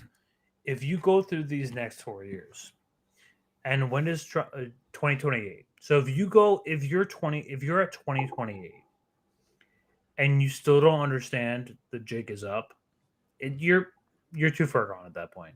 If you go through the next 4 years, if you go through the next 3 years, and you don't understand the game yet, then it's already over for you. For you particularly, if you don't understand the game at this point, if you're already at 2028 and you're like, I'm gonna vote for the next team player that's coming in, then it's already over. It's already over. A lot of people don't get that. Yeah. Like, and I know people in real life who are like, they don't understand this. They're like, especially Democrats too, like liberals. We're like, we're going to get Gavin Newsom in. Or no, we're going to get Zoran Madani in. We're going to get the next guy. The next guy. There's already an ex guy. All the socialists are like wet over him. You're already gone. You're already gone. If you're watching this right now, even if you're watching this right now, and you're thinking to yourself, don't worry. No. We're going to get the next guy in. We're going to get a Democrat. We're going to get a nice Democrat in. And we're going to be really good about this. You're already gone. You're already gone. Yeah. It's too late. I'll put it this way. If in 2028 you're like, I can't wait to vote for hope and change. All that means is when the revolution does happen, you're just going to have to be in a re-education camp. And that's not fun. You might as well re-educate yourself on Prolepilled. That's what we're trying to do. Save yourself from the time in the re-education camp. This is your re-education camp. Yeah, this is the re-education camp. Taking your time to delve into the re-education camp here. Because if you live through 2 Trump terms, and I agree with, listen, liberals. I agree with you. Trump is a monster. Trump is really bad. Trump is bad. I don't like Trump at all. I've never liked Trump in my entire life. He loves Trump. I know what you're talking about. I know exactly what you're talking about. But if you've lived through 2 Trump terms and you're still willing to go through this, there's something wrong with you. Not the system. There's something wrong with you. That's if you're still willing to do this. If you're still willing to do this after 2 Trump terms, it's over. It's already over. You realize that. You don't realize that, but you have to. If you've gone through 2 Trump terms and you don't understand that he is a symptom of the system, then it's already over. Yeah, you need to start treating people like Trump. Build as cultural genocide. Cultural genocide. Nice. I like that. I kind of like that. Done. Though. I think we can kind of get him. I think we can kind of get an idea of why Owen was fired from the show. This was control of Americans' foreign policy. This is undeniable. And it's undeniable now that they have their agents and assets embedded everywhere in America. This is right in front of your face. It's as obvious as a sunrise with no clouds in the sky. A sunset is clear as night sunset. And you just talk about it, and they say, you're an anti-Semite. You're a Jew hater. Well, gee, isn't that strange? I know where this goes, because they're trying to pass these anti-Semitism laws. You know where this goes, right? Trust any of the information coming out because it just doesn't add up. It just doesn't make sense. And this blame Qatar for everything cope has been totally revealed now because Qatar, the base that they were strikes, that's Qatar land that they let us use, and it's the most important strategic support base for Israel. So, Qatar is paying you to be anti-Israel. Qatar is paying you to be anti-war. Really, Qatar? Maybe Qatar wants peace, and maybe Qatar doesn't want Israel to start another war because they know that their base was going to get struck since it's used to support Israel. And, I think one thing is pretty clear here. Israel has no allies. They don't view anybody as an ally. Everything is an asset to Israel. That's correct. And if you just look at the recent developments, here's Trump trying to negotiate peace, and here's Israel saying, nope, we're going to keep striking. Okay. Gotcha. Oh, just strike the nuke sites. Nope, we need regime change. We don't need your help. Yes, we do. Yeah, it's pretty clear that Israel doesn't view anyone as an ally. Only assets. Think about it. Israel starts a war, and then they ask you to finish it. Then, when the war reaches their land, they run to the bunkers that you paid for, or they run to the airports that you paid for to flee, or they drive on the roads that you paid for to flee, and then they use their foreign passport to go hide in another country.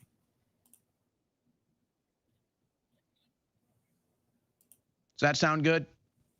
Does that sound like a country that views anybody as an ally?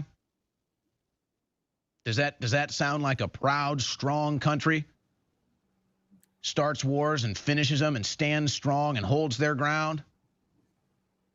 There are estimates that 500,000 people have now fled Israel. 500,000 Israelis have fled.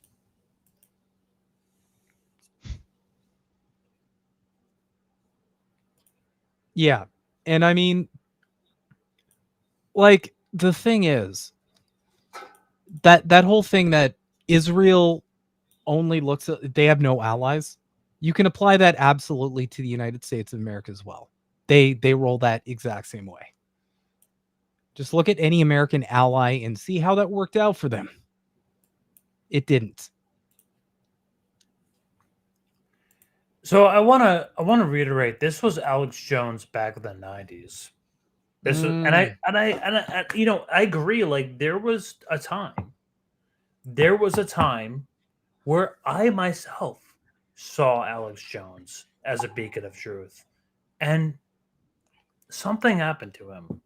Something definitely happened to him, because this was him prior.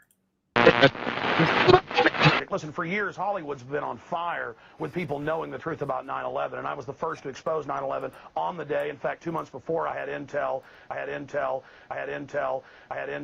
that elements of the military-industrial... From who? He regularly has from Alex. He regularly has like Pentagon and like intelligence officials on his show all the time, and he he regularly cites Pentagon and intelligence people as if that is like people who we are supposed to trust. Complex were going to carry out the attack. I said they'll use bin Laden, the known CIA asset, as their patsy to take the blame for attacking the towers. Hey, comrade. Thanks for joining. To expose 9/11 on the day. In fact, 2 months before, I had intel. Get intel. Guys, again, this I was on motherfucker. television saying that bin Laden's a CIA asset and looks like he'll attack New York. And I was the first to expose 9/11. And I was the first to expose 9/11. And I was the first to expose 9/11. I was the first to expose. Again, I was on television saying that bin Laden's a CIA asset and looks like he'll attack New York. Hello, ladies and gentlemen. I'm so glad that you could join us today for this Wednesday, July 25th, 2001 broadcast. Tyranny is enveloping the globe. And the United States is a shining jewel the globalists want to bring down, and they will use terrorism as the pretext to get it done. So that's coming up in the second half of the show. Very important. If any terrorism comes, it's from this government. And if there was an outside threat like a bin Laden, who was a known CIA asset in the 80s, running the Mujahideen war, and whose family builds all the military bases over in Saudi Arabia right now, and sits on the board of Iridium Satellite, he's the boogeyman they need in this. Very interesting. July 25th. July 25th, he says this. Orwellian phony system. And I was the first to expose 9/11 on the day. In fact, 2 months before, I had intel that elements of the military-industrial complex were going to carry out the attack. I said they'll use bin Laden, the known CIA asset, as their patsy. The things that makes everybody wonder why Bill's life was snuffed out in 2001 was because in June of that year,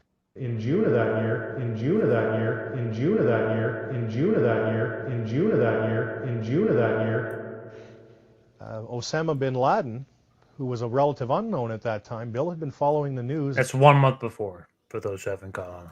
And found a lot of curiosities and went on the air predicting that there would be a major attack in the United States and that it would be blamed on Osama bin Laden, but he was literally the scapegoat that was being used, not truly behind the attacks.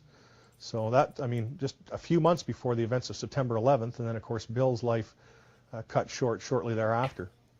Supposedly, a CNN reporter found Osama bin Laden, took a television camera crew with him, went into Osama bin Laden's hideout, interviewed him and his top leadership, and he came out and told everybody, within 3 weeks, Osama bin Laden is going to attack the United States and Israel. Now, don't you think that's kind of strange? Oh, and Israel. That's interesting.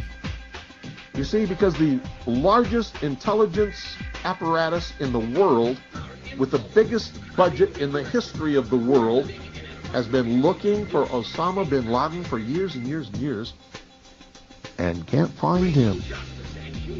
Some doofus jerk-off reporter with a camera crew waltzes right into his hideout and interviews him. And I'm telling you, be prepared for a major attack. But it won't be Osama bin Laden. 1.25. It will be those behind the New World Order. I wonder what Osama bin Laden's targets are supposed to be. And if they don't, you know, if this doesn't materialize, then they have to stop.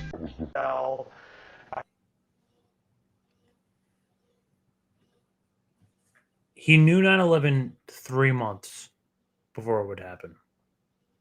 Yeah.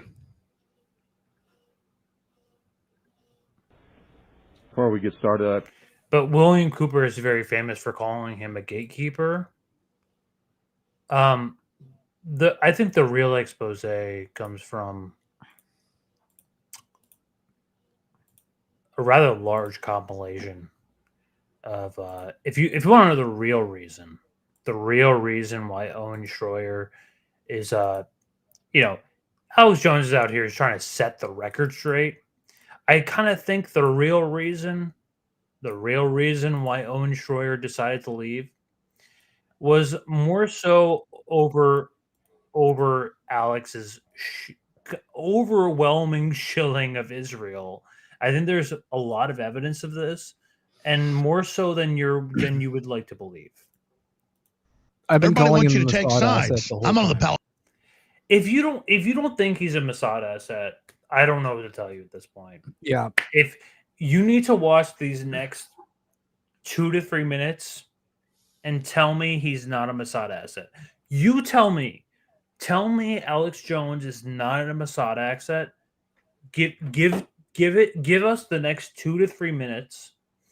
And if Alex Jones is not a Mossad asset, you tell me.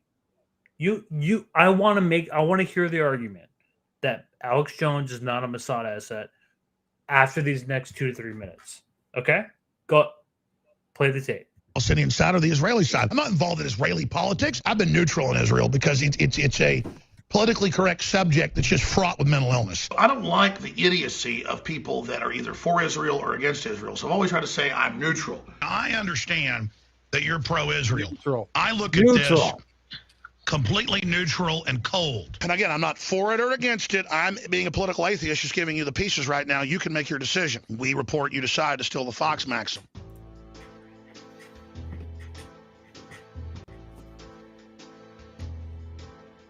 Palestinians are kind of like the Californians of the Middle East. They're not even Californians. They're not even Palestinians. They're just people kicked out of all the other Arab nations that have run there to be part of a cause, part of a fight. Because most of the Palestinians were never in, quote, Palestine or where Israel now is, where Jerusalem is, predating Palestine, as it's been called for 1,000 years. Because this. Here's the thing. Like, to say that he sold out, right, would imply that there was a point in time where he was telling the truth. Which there are intel agency assets that are allowed to spill the truth every once in a while to kind of feed you in. That is a kind of like the carrot on the stick to kind of get you in on the game before they eventually sell you to the whole shtick, right? Here's my take real quick. I think a lot of us kind of. Well, the thing is, I think a lot of us, we were exposed to. I think he was an intel asset the entire time. I think we're to show. I think we're to show that in this segment. But to say that he sold out would imply that there was a point in time where he was not bought out by intel agencies. I think that we're just looking at it in hindsight and from like a less educated, like woke sort of perspective, where it's like, you know, we were just dumb at that point. We were not educated, and it was a good sell. But you know, if you went back in time with the knowledge you have now, it's likely that you would have perceived Alex Jones in a much different light. But No, it's a. If you're at the point that we're at, then you understand. Yeah, exactly. Limited hangout. So if you're at the point that we're at, then you understand that there are points, that there's gates at each point that you arrive to. So if you are at the point where I think one level, which we kind of covered, one level is kind of like the two-party Republican Democrat duopoly, which is one level of the information control system that you're in. And then once you reach beyond that, and then you come across something like Infowars, for example, then you eventually become, disillusioned by the two-party system. You eventually kind of try to branch out into other areas. And before you get too dissident, before you get too much of a dissident, before you become a problem, then a radical. There's another gate. There's another gate there. There's another gate to keep you in. And William Cooper talks about this. I didn't play the video because I don't want to waste too much time. But Alex Jones is a gatekeeper to that next level.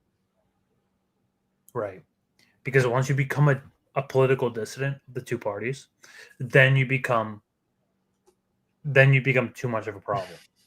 After you reach this level, after not the Infowars level, but the level after Infowars. The last, and I'll show you why. This is the last vagabond. This is exactly why Ryan Christian tells his show. That's why Ryan Christian calls his show the last vagabond, is because it literally is the last vagabond. It's the last vagabond of the truth. It's the last level really to reach. There's so many people in like different camps, but this is the last thing keeping you from the next level of dissidency. Yeah, because what they don't want you having, what they do not want you having, what they want to prevent, what they need to prevent, is you gaining revolutionary fervor. That's the whole name of all of this. It is to contain you and prevent you from becoming an actual threat to the establishment.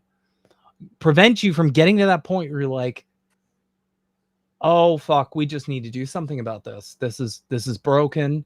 And if we don't if we don't fix this, if we don't tear this down, then it's never going to get fixed. There's no way to prevent this. You can't vote your way out of it. You can't like compromise. You can't do X, Y, and Z.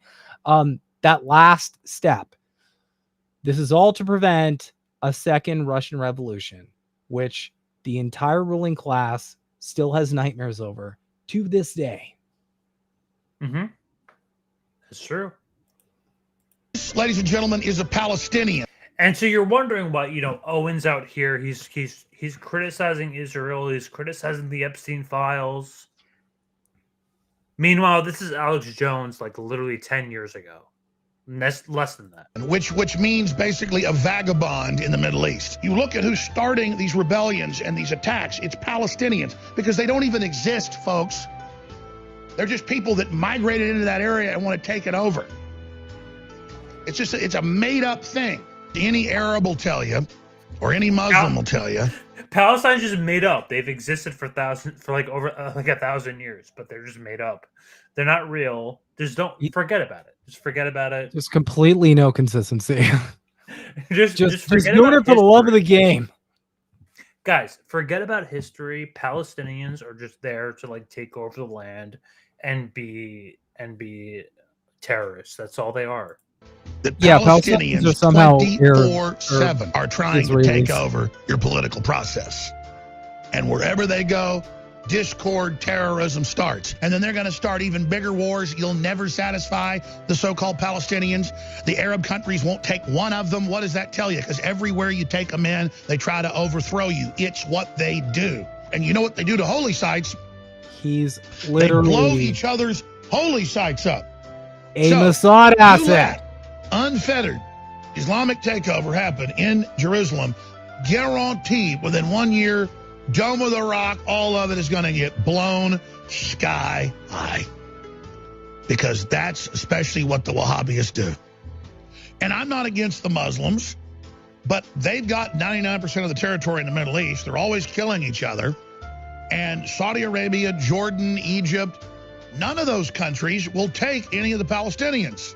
They don't want them. Oh, they won't take puppet states. One of them. The Western puppet states. And most Very of them curious, are just Alex. Arabs that have gone into the area and want to be in Very Israel. curious. And it's just like folks that want to get into the United States but hate the United States. Oh, and what are the folks doing? They're trying to knock down the fences and climb over for an intifada. Yeah. And you've got your nice mix of suicide bombings going on. So it's tribal warfare. What do you think they're doing with Israel? Doesn't do it in 8 years. 20-something days out. We're now 20 days out. He says, oh, my gosh, you've got to merge. You've got to let all the Palestinians into Jerusalem. Oh, they'll just kill and overthrow immediately.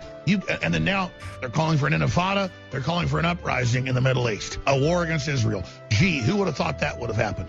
What would happen if the Jews pulled out of Israel today and left? That's the great part. Within a year, there'd be nothing but people murdering and killing each other and blowing each other up and fighting, because that's what the Middle East does. You don't build stuff, you don't develop things, you don't have a culture that's based on Renaissance. It's all based on conquest. And you might as well be Dick you're Cheney. not as Shiite as I am, or you're not as Sunni as I am, and killing and blowing each other up in 5 minutes.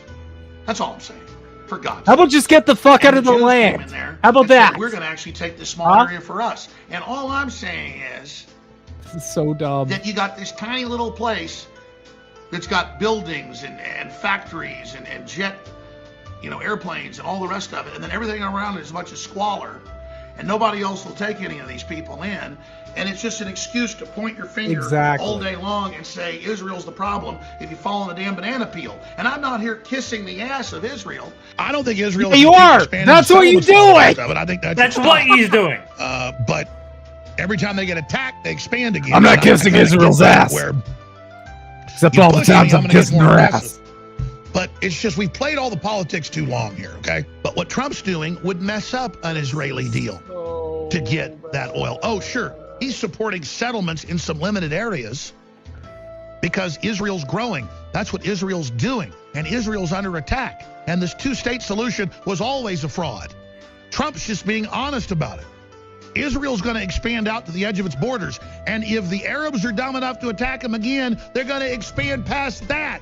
The globalists are going to overthrow everything. They're coming for everybody. And they're going to turn loose on us a bunch of Muslims that kill each other and can't live in peace and can't even wipe their asses, okay, with toilet paper. I'm sorry, it's true. Excuse me. I'm not trying to be like this, but I'm really angry right now. How does that sound any different from the scientists here today? The globalists are going to turn. The globalists are going to send Muslims to your country so that they can't wipe their ass. The globalists are going to send okay, totally not bought by Israel. The globalists are going to send the Muslims to your country who can't wipe their ass with toilet paper. Yeah, the globalists, famous for totally not bought by Israel, by the way. Totally not bought by Israel. Famous for not the globalists famous for not spending like 30 years doing nothing but blowing up Arabs every chance they can get to the point where, like, what are we doing? The West has been doing nothing but killing Arabs for like 3 fucking decades. We're gonna get to that, Victor Rosa. We're gonna get to that. Just wait for it. And so, again, all the BS you've heard on the internet, all the anti-Israel stuff, why do you wonder they try to beat you over the head everywhere from conservative angles, and why white supremacists hate me so much and always claim I work for Israel? Everybody says I work for Israel. Oh, shit. When I'm being very, very fair on both sides of the issue. In fact, I was never even pro-Israel. Good. I wasn't against Israel. But all the bullying and all the lies that I work for Israel. Oh, yeah. Well, I am pro-Israel. It gets worse. It gets worse. It gets worse.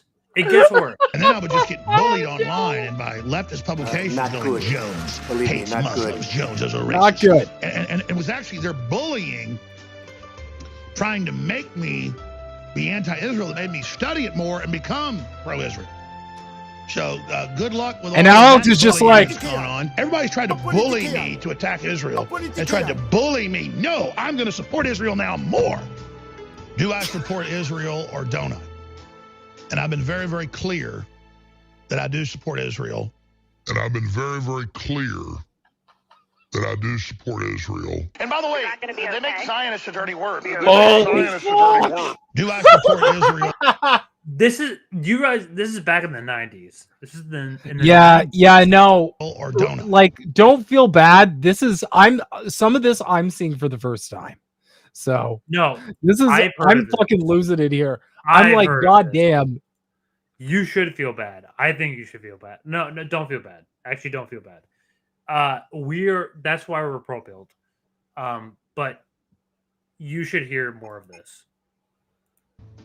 And I've been very, very clear that I do support Israel. And I've been very, very clear that I do support Israel. There's videos on YouTube that have been re-uploaded where I said that in 1997. What I wanted to say is this. I want to say this is back in the 90s. The 90s.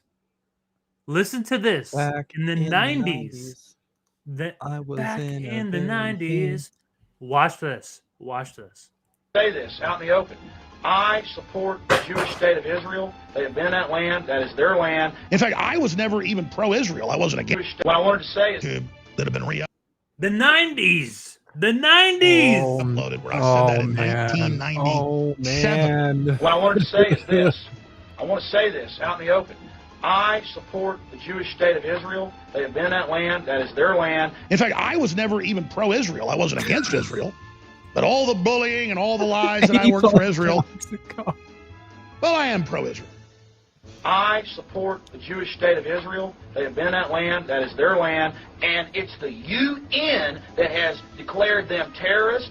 The UN has declared that Israel has been acting wrongly, and the UN supports groups that want to dissolve the state of Israel and make it a marginalized state where we know Jews will not be allowed to stay. The Arabs will run them out of there. I'm not anti-Arab. Everybody wants you to take sides. I'm on the Palestinian side or the Israeli side. I'm not even on a side here. I'm just sitting here looking at Israel and just seeing online in the universities and the media just constantly bashing Israel. Now, okay, I'm sorry. If you were neutral on this issue, if you're saying, oh, I'm not pro-Israel and I'm not pro-Palestinian at this point, then you're already compromised because it's very clear what's happening here. It's very clear that Israel is backed by empire, and that if you don't understand that at this point, then you're already too far gone. Do you understand how that's not a position to take if you're an actual dissident?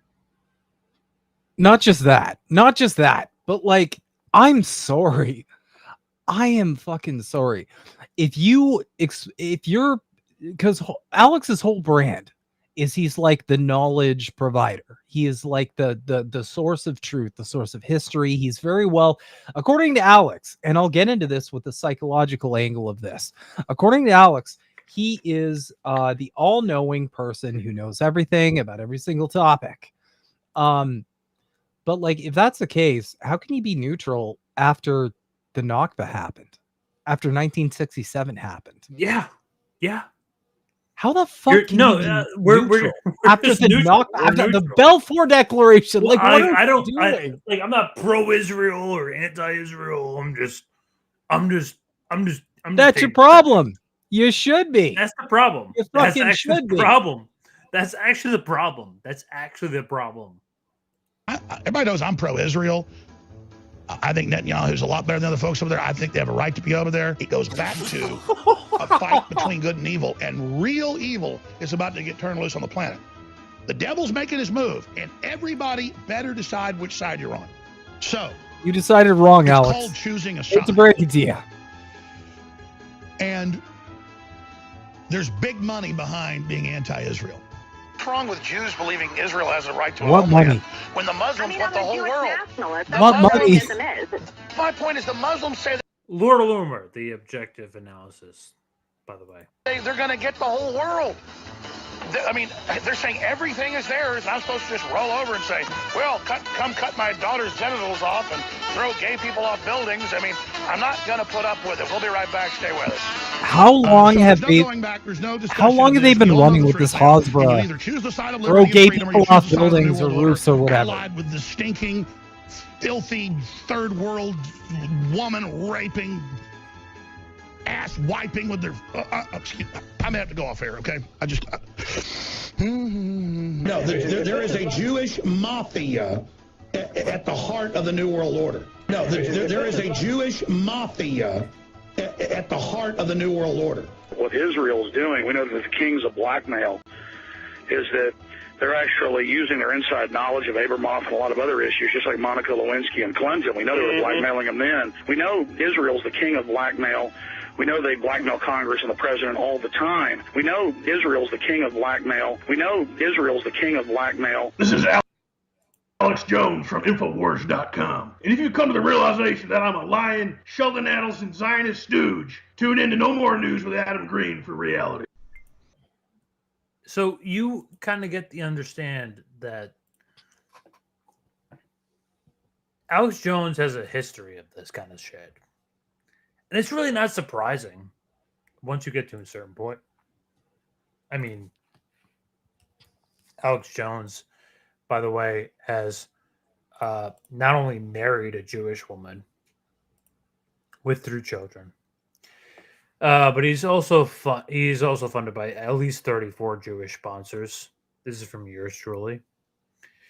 His flagship radio station is from SiriusXM, which has multiple Jewish CEOs and controllers, such as Mel Kasparin, Scott Greenstein, a lot of executive officers, at least 5 of them are Jews. Once he got sued for bankruptcy, for the Sandy Hook thing, he employed Elizabeth Morgan, who was also employed by Holly Lee Brofman. Here we go. You should also look into it. So let me pull up the receipts for this.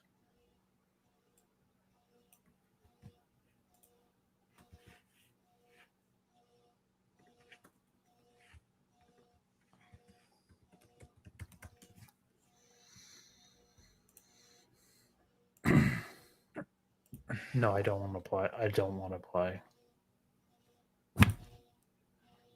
I will pull up the receipt. All of this is true. There's nothing about this that is not true.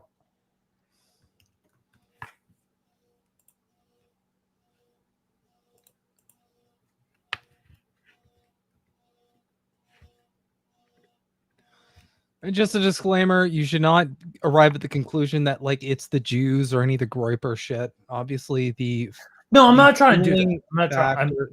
No, I'm just trying to set the record straight before any people get the wrong idea here. The problem is Zionism. The problem's always been Zionism. Zionism is an ethno-supremacist fascist ideology that hijacks the identity of Jewish people and employs it for this bullshit. Always has been. So.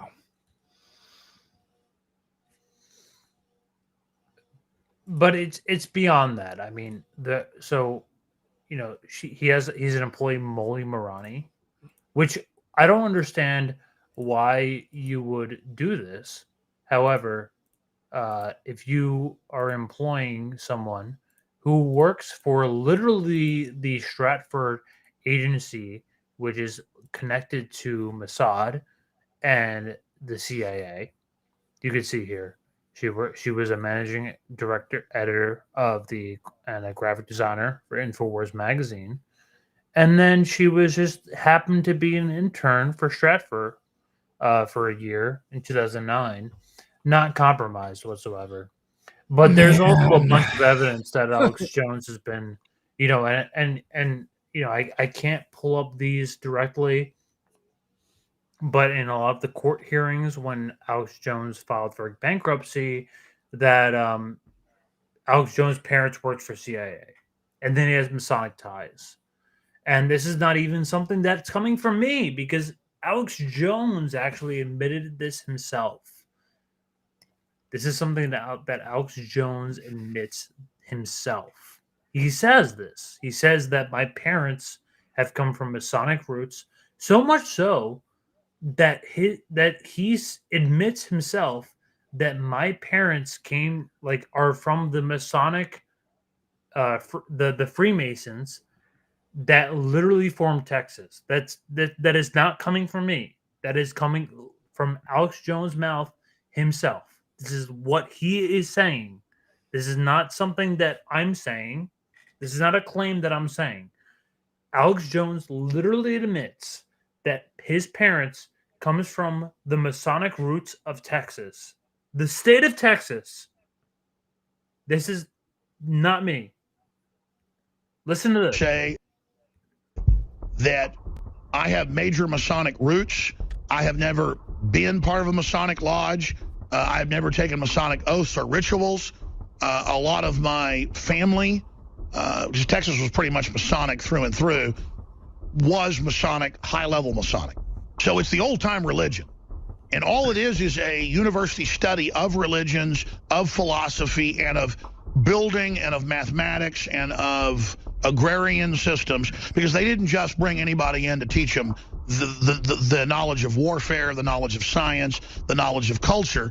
Universities were called mystery schools going back to Egypt, basically. And so what you see as Masons today is just those schools going on, and there have been hundreds of different variants and groups and Rosicrucian orders within the Masons, and the Illuminati, founded in Germany, was a counter-Illuminati to the real Illuminati that was just called itself the Enlightenment, and then in Latin Illuminati, but it didn't call itself Sir Francis Bacon, all of that, hundreds of years before the Jesuit priest Adam Weishaupt. The modern Illuminati was a Catholic spinoff in an attempt to take over the Illuminati and the Rosicrucians. And yes, undoubtedly, my family on both sides on the Mayflower, hardcore Protestants, you could say Rosicrucians. This country was founded by real Rosicrucians, not the Rosicrucians you see out there today.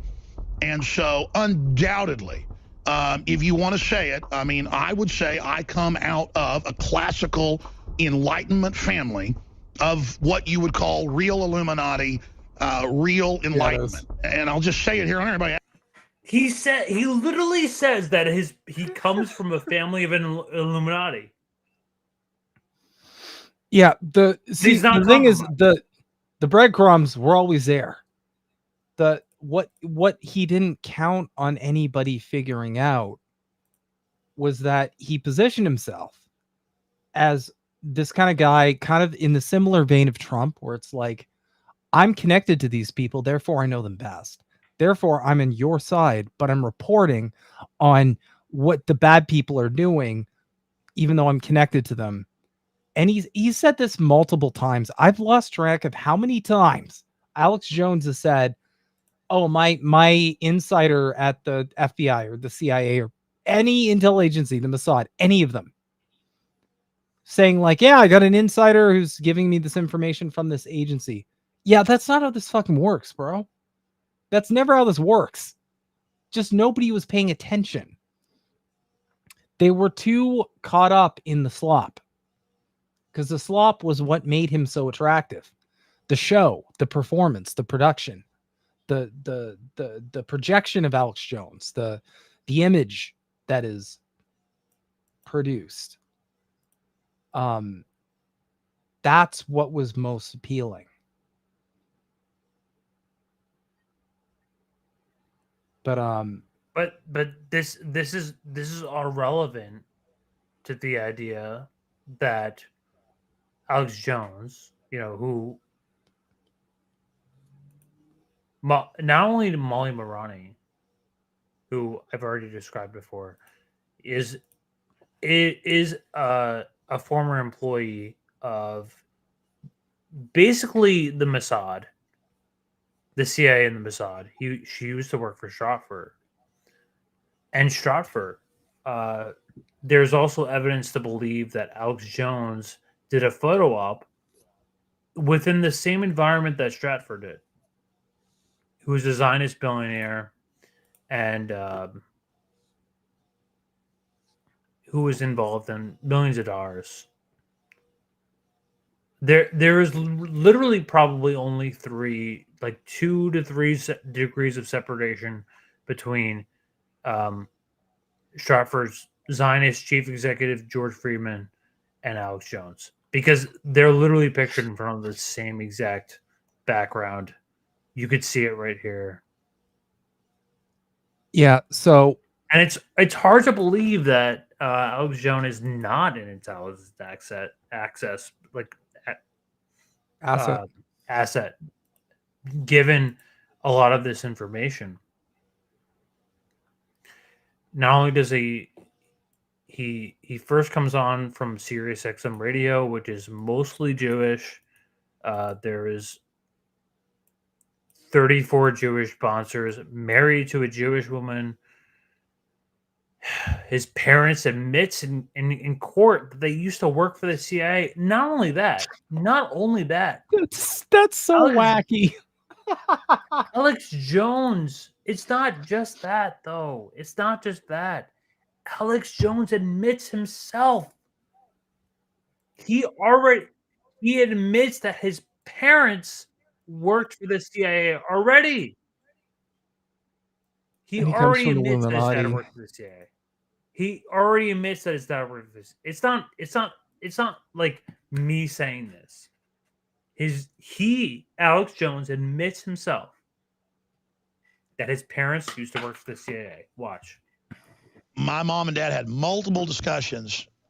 And my dad would say, let's talk about it privately and stuff like that. The CIA tried to hire him because I had some family that did stuff for the CIA.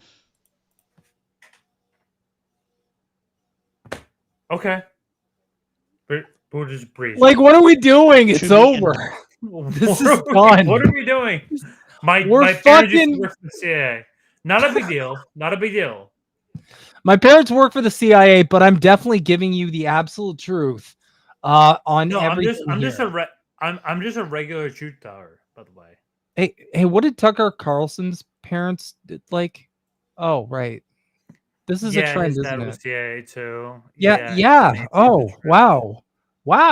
Maybe all of these dissidents that are giving you the real truth, the real cold hard facts on the ground, seem to be pretty directly connected to the Central Intelligence Agency, FBI, or Mossad. Interesting. What are we doing, guys? What are we doing? You were trying to get into CIA. Yeah, as Vladimir Putin reminded me. I don't know how you knew that. Yeah, I applied to CIA when I was a senior in college. What did you?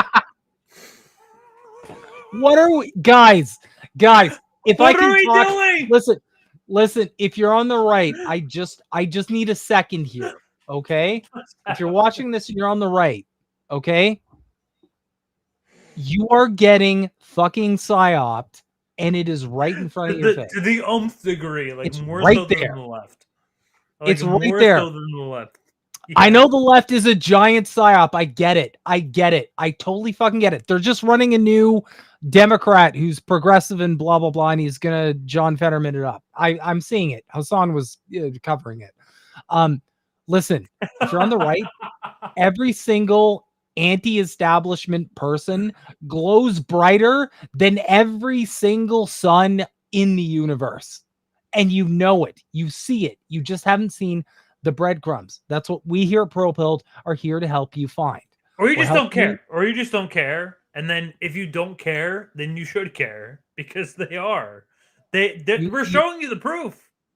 You're going to care when you're in a digital prison, you're living in a little cage, and they permit you to eat 3 crickets every 5 hours. Okay, that's when you're going to care. But by then, it's going to be too late. That's why we do what we do.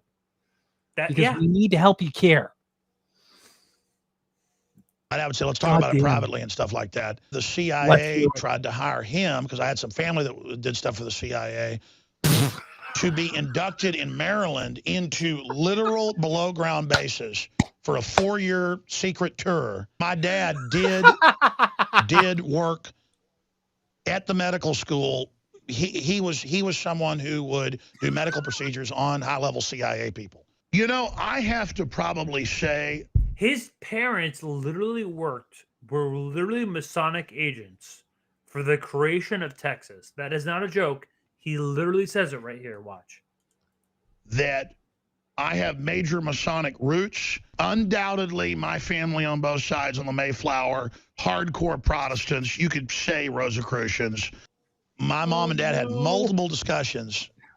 And my dad would say, let's talk about it privately and stuff like that. The CIA tried to hire him, because I had some family that did stuff for the CIA, to be inducted in Maryland into literal below-ground bases for a 4-year secret tour. My dad did work at the medical school.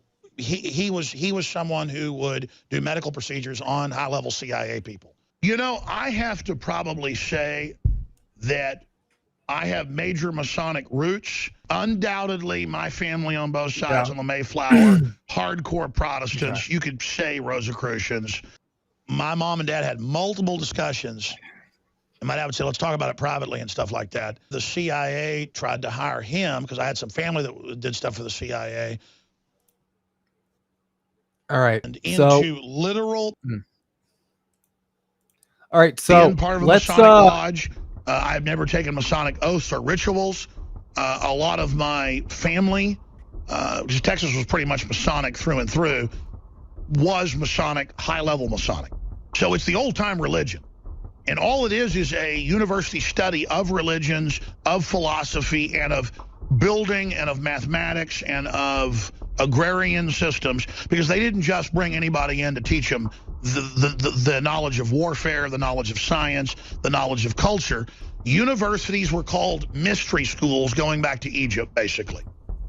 And so what you see as Masons today is just those schools going on, and there have been hundreds of different variants and groups and Rosicrucian orders within the Masons, and the Illuminati, founded in Germany, was a counter-Illuminati to the real Illuminati that was just called itself the Enlightenment, and then in Latin Illuminati, but it didn't call itself Sir Francis Bacon, all of that, hundreds of years before the Jesuit priest Adam Weishaupt.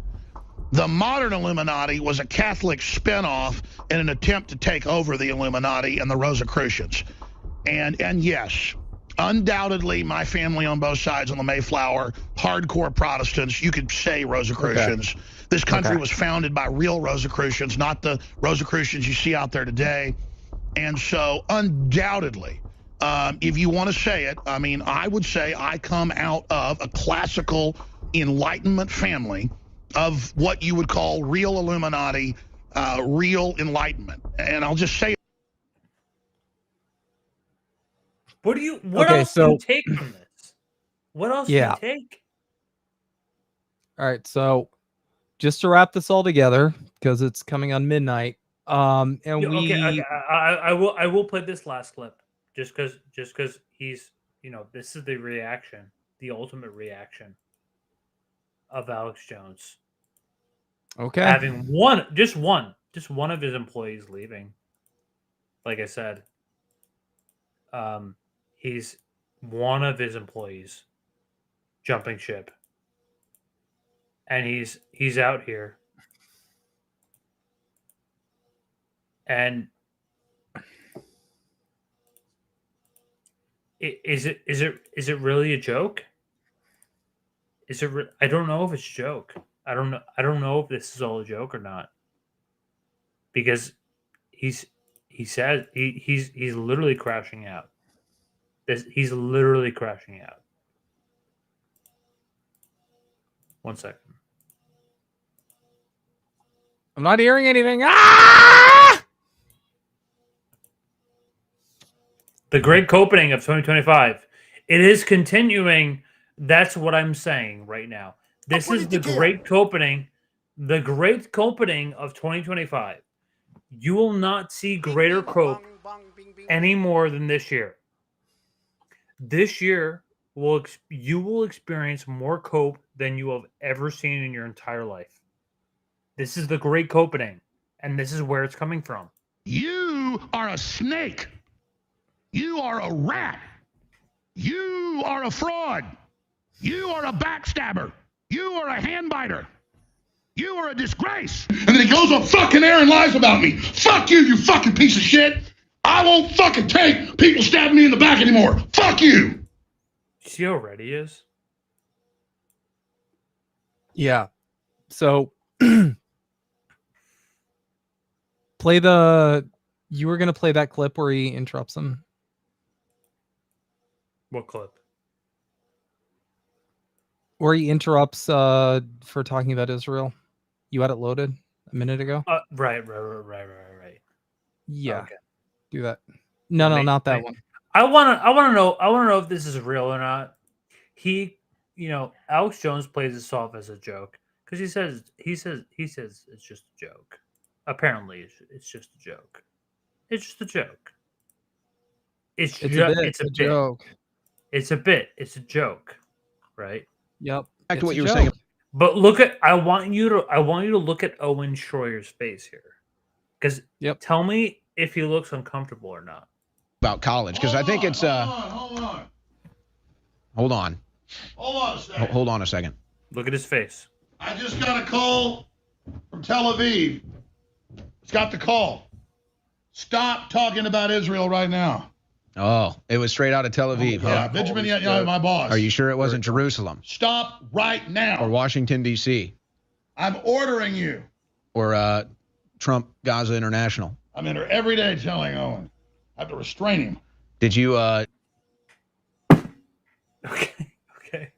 Are you going to take the trip, Alex? You want to go touch the wall?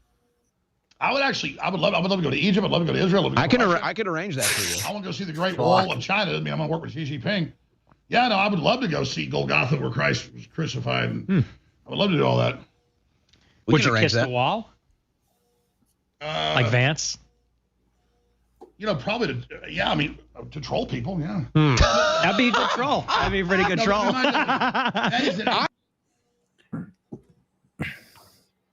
I kiss the wall to troll people. But we're just trolls. Okay, but so to kind of wrap this into a nice little package, because we know this has been a lot. It's been a lot. We get that. It's been a lot of information. Hopefully we've argued our case correctly, but just to be clear here, okay?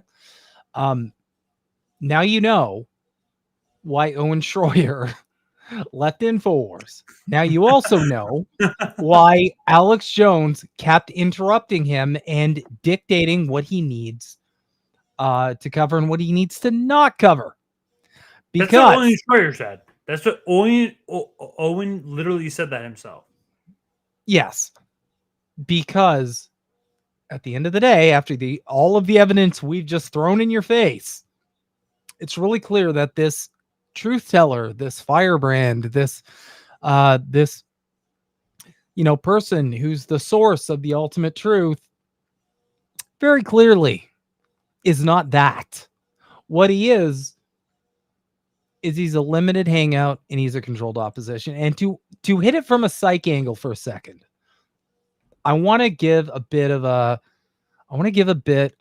mini class here in narcissistic personality disorder or narcissistic traits in general. So in the first part, the instigating behavior, where Alex was basically interrupting his show when he was talking about things like Israel that he didn't like him talking about. That was him asserting control. That was because what Owen was doing was sending threats to his control. That's why he engaged in that behavior. When Owen left and basically kind of exposed him, that caused not only an ego wound, but it triggered narcissistic rage. And that's why he was freaking out so hard. And that's why he's been doing nothing but shitting and farting over this for like 2 days now.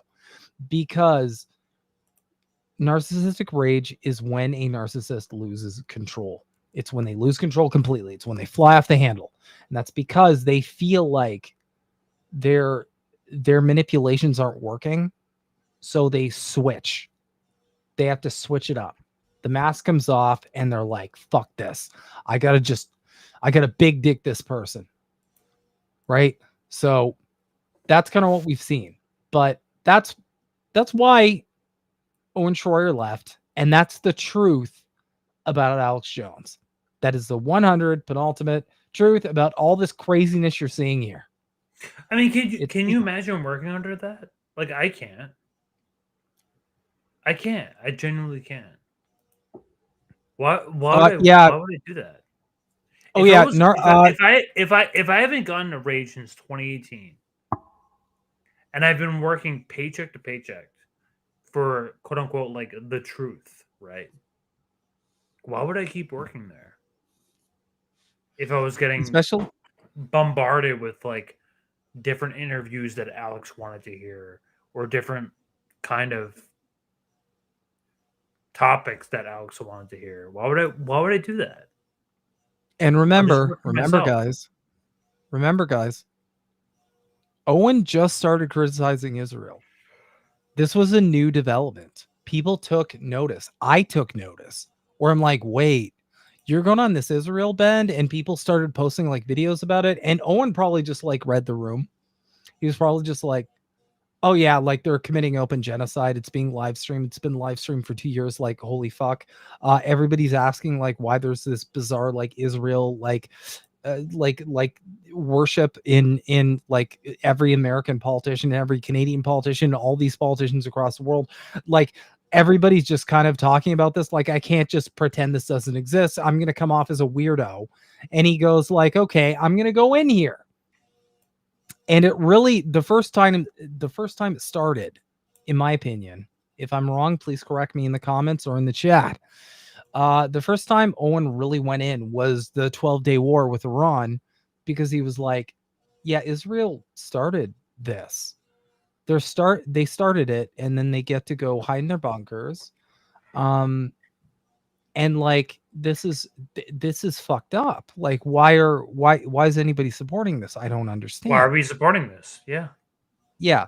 And so, as far as I know, like, Owen is like not like pro-Palestinian. He's more so on the side of like, hey, like, why are we involved in all those foreign wars? Which, like, that still makes sense to me. That still makes sense if you're a conservative in that case. Like, okay, go ahead and take that position. But if you are, then you have to at least at some point question yourself, why are we so beholden to this one foreign country? And because much like every other military base the West has, it serves the interests of capital.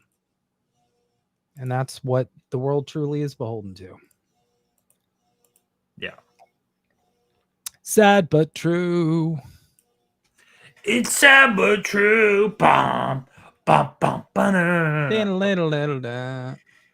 Well, if you like the stream, if you like what we do here, we're over on Linktree. Let me pull up the actual Linktree for a second. Yeah, I don't even know what's happening here, man. I'm on the. That's not Linktree. That's not Linktree either. This is the admin page. That's Substack. This is the real Substack, the real Linktree. Oh man. You can follow us over on YouTube and Rumble and Kick and Substack and Telegram. All these things that's all available for us, baby. Baby. We're here. We're here. We're here for you. And that's what we do. That's all we do, babe. If you want the real info war, you're coming over here to Prolepilled. We are the real Infowars, not the fake gay frog. The gay frogs over at Infowars. People are already quitting over there. We're here. Yeah, they're quitting, and Alex Jones is shitting and farting. And he's shitting and he's farting already. I'm sorry. I need to say this just from someone who does like broadcasting and someone who has a history in broadcasting, your boss coming in and disrupting a set like a show you have with a fucking It's already guest, over. It's already over. That is not just not a thing you do. Not just like this isn't like a no, that's just something you never do to someone. You are interviewing a guest. You are performing your show and you walk in and just completely derail it. Even if it is a shtick, even if that was a shtick when he interviewed Owen Shroyer with whatever that Nazi who works for the FBI was, like yeah. Even if you we'll work on too. We'll work on him too. We're gonna work on him too. Oh yeah. We got. Trust me. Fuentes is we're gonna cook him too. We're gonna cook. Fuentes is getting cooked so hard, and it's gonna piss some people off. But I'm sorry, it's gonna be too truthful for you to ignore. But no, if you're actually coming in and disrupting, like, first off, you're not only wasting your employees' time, you're wasting the guest's time, because the guest came on to just have a show, and then the boss comes in. And the thing is that's most important, people need to realize at the end of the fucking day, Alex Jones still achieved what he was trying to do because he disrupted the whole fucking show. He completely disrupted that conversation. He derailed everything. And then the rest of that conversation was not very much the same. He came in and he's like, no, you can't do this. And he did that to Shroyer before when he was being too anti-Trump.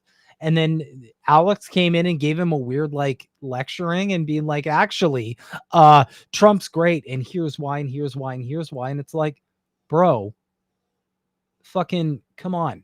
What are we doing? Like, what are we doing? Is this your show? You already have a show. Can I not just speak my mind? If so, what am I doing here on Infowars of all places? And that's why Infowars was always a fucking grift, and it was Intel op. It's an intel agency operation. That's what it is. It's always been a psyop. It's always been like that.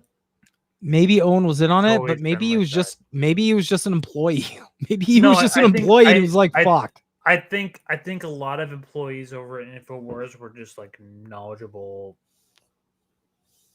cucks who like just didn't know the extent of the information, which I don't blame them for. I really don't blame anyone who's at a certain level of information. It's like kind of like what we broke down before. Like you get to a certain level of information, and there's a gatekeeper for each level. And then if you reach a certain level, there will be intel ops there to keep you from going further from that. So yep. Because like we covered here, at the end of the day, they just need to prevent you from getting revolutionary about it. They just need to prevent you from getting to that level where you're like, oh, fuck all this. We need to just take the power back ourselves. They need to prevent you from getting to that level. And as long as you're not at that level, you're okay, because they know they can control you via one information vector or another information vector. But once you get to that level, you're no longer controllable. But throughout the process, there is a gatekeeper for every level there is. For every level of information that you can get, there is a gatekeeper there to hold you into that camp. Absolutely. That's how intel works. That's literally how intel works. So, all right. Well, thank you guys so much for. Hope you enjoy Prolepilled. If you like Prolepilled, you subscribe to us over on YouTube or Rumble or Kick or Substack. Substack, you can pledge to us there. I gotta put the buy me a coffee here because it's relevant. Yeah. We will be monetized on the 25th because we have a copyright strike right now. But once we get rid of that, we will be able to get super chats and stuff like that. Then we can upgrade our system over to 1080p because money runs the world, capital runs the world, and to keep the lights on, we could run under not only run under 1080p, but we could also stream on Twitter and several other platforms. So I don't know if you have to buy me a coffee link, but thanks, brother. It's over there. But we have that. If you give me the buy me a coffee link, well, I'll put that on here. We have that. We have all of these other avenues. Mm-hmm. Like I said. But love you all. Appreciate the time. Appreciate everyone checking us out. Keep questioning everything as always. And most importantly, do not ever lose your revolutionary fervor. We can win if we get enough people fucking awake. That's right. That's right. All right. God bless y'all. Good night. Have a good night. Pee pee poo poo. Poo poo. And never forget.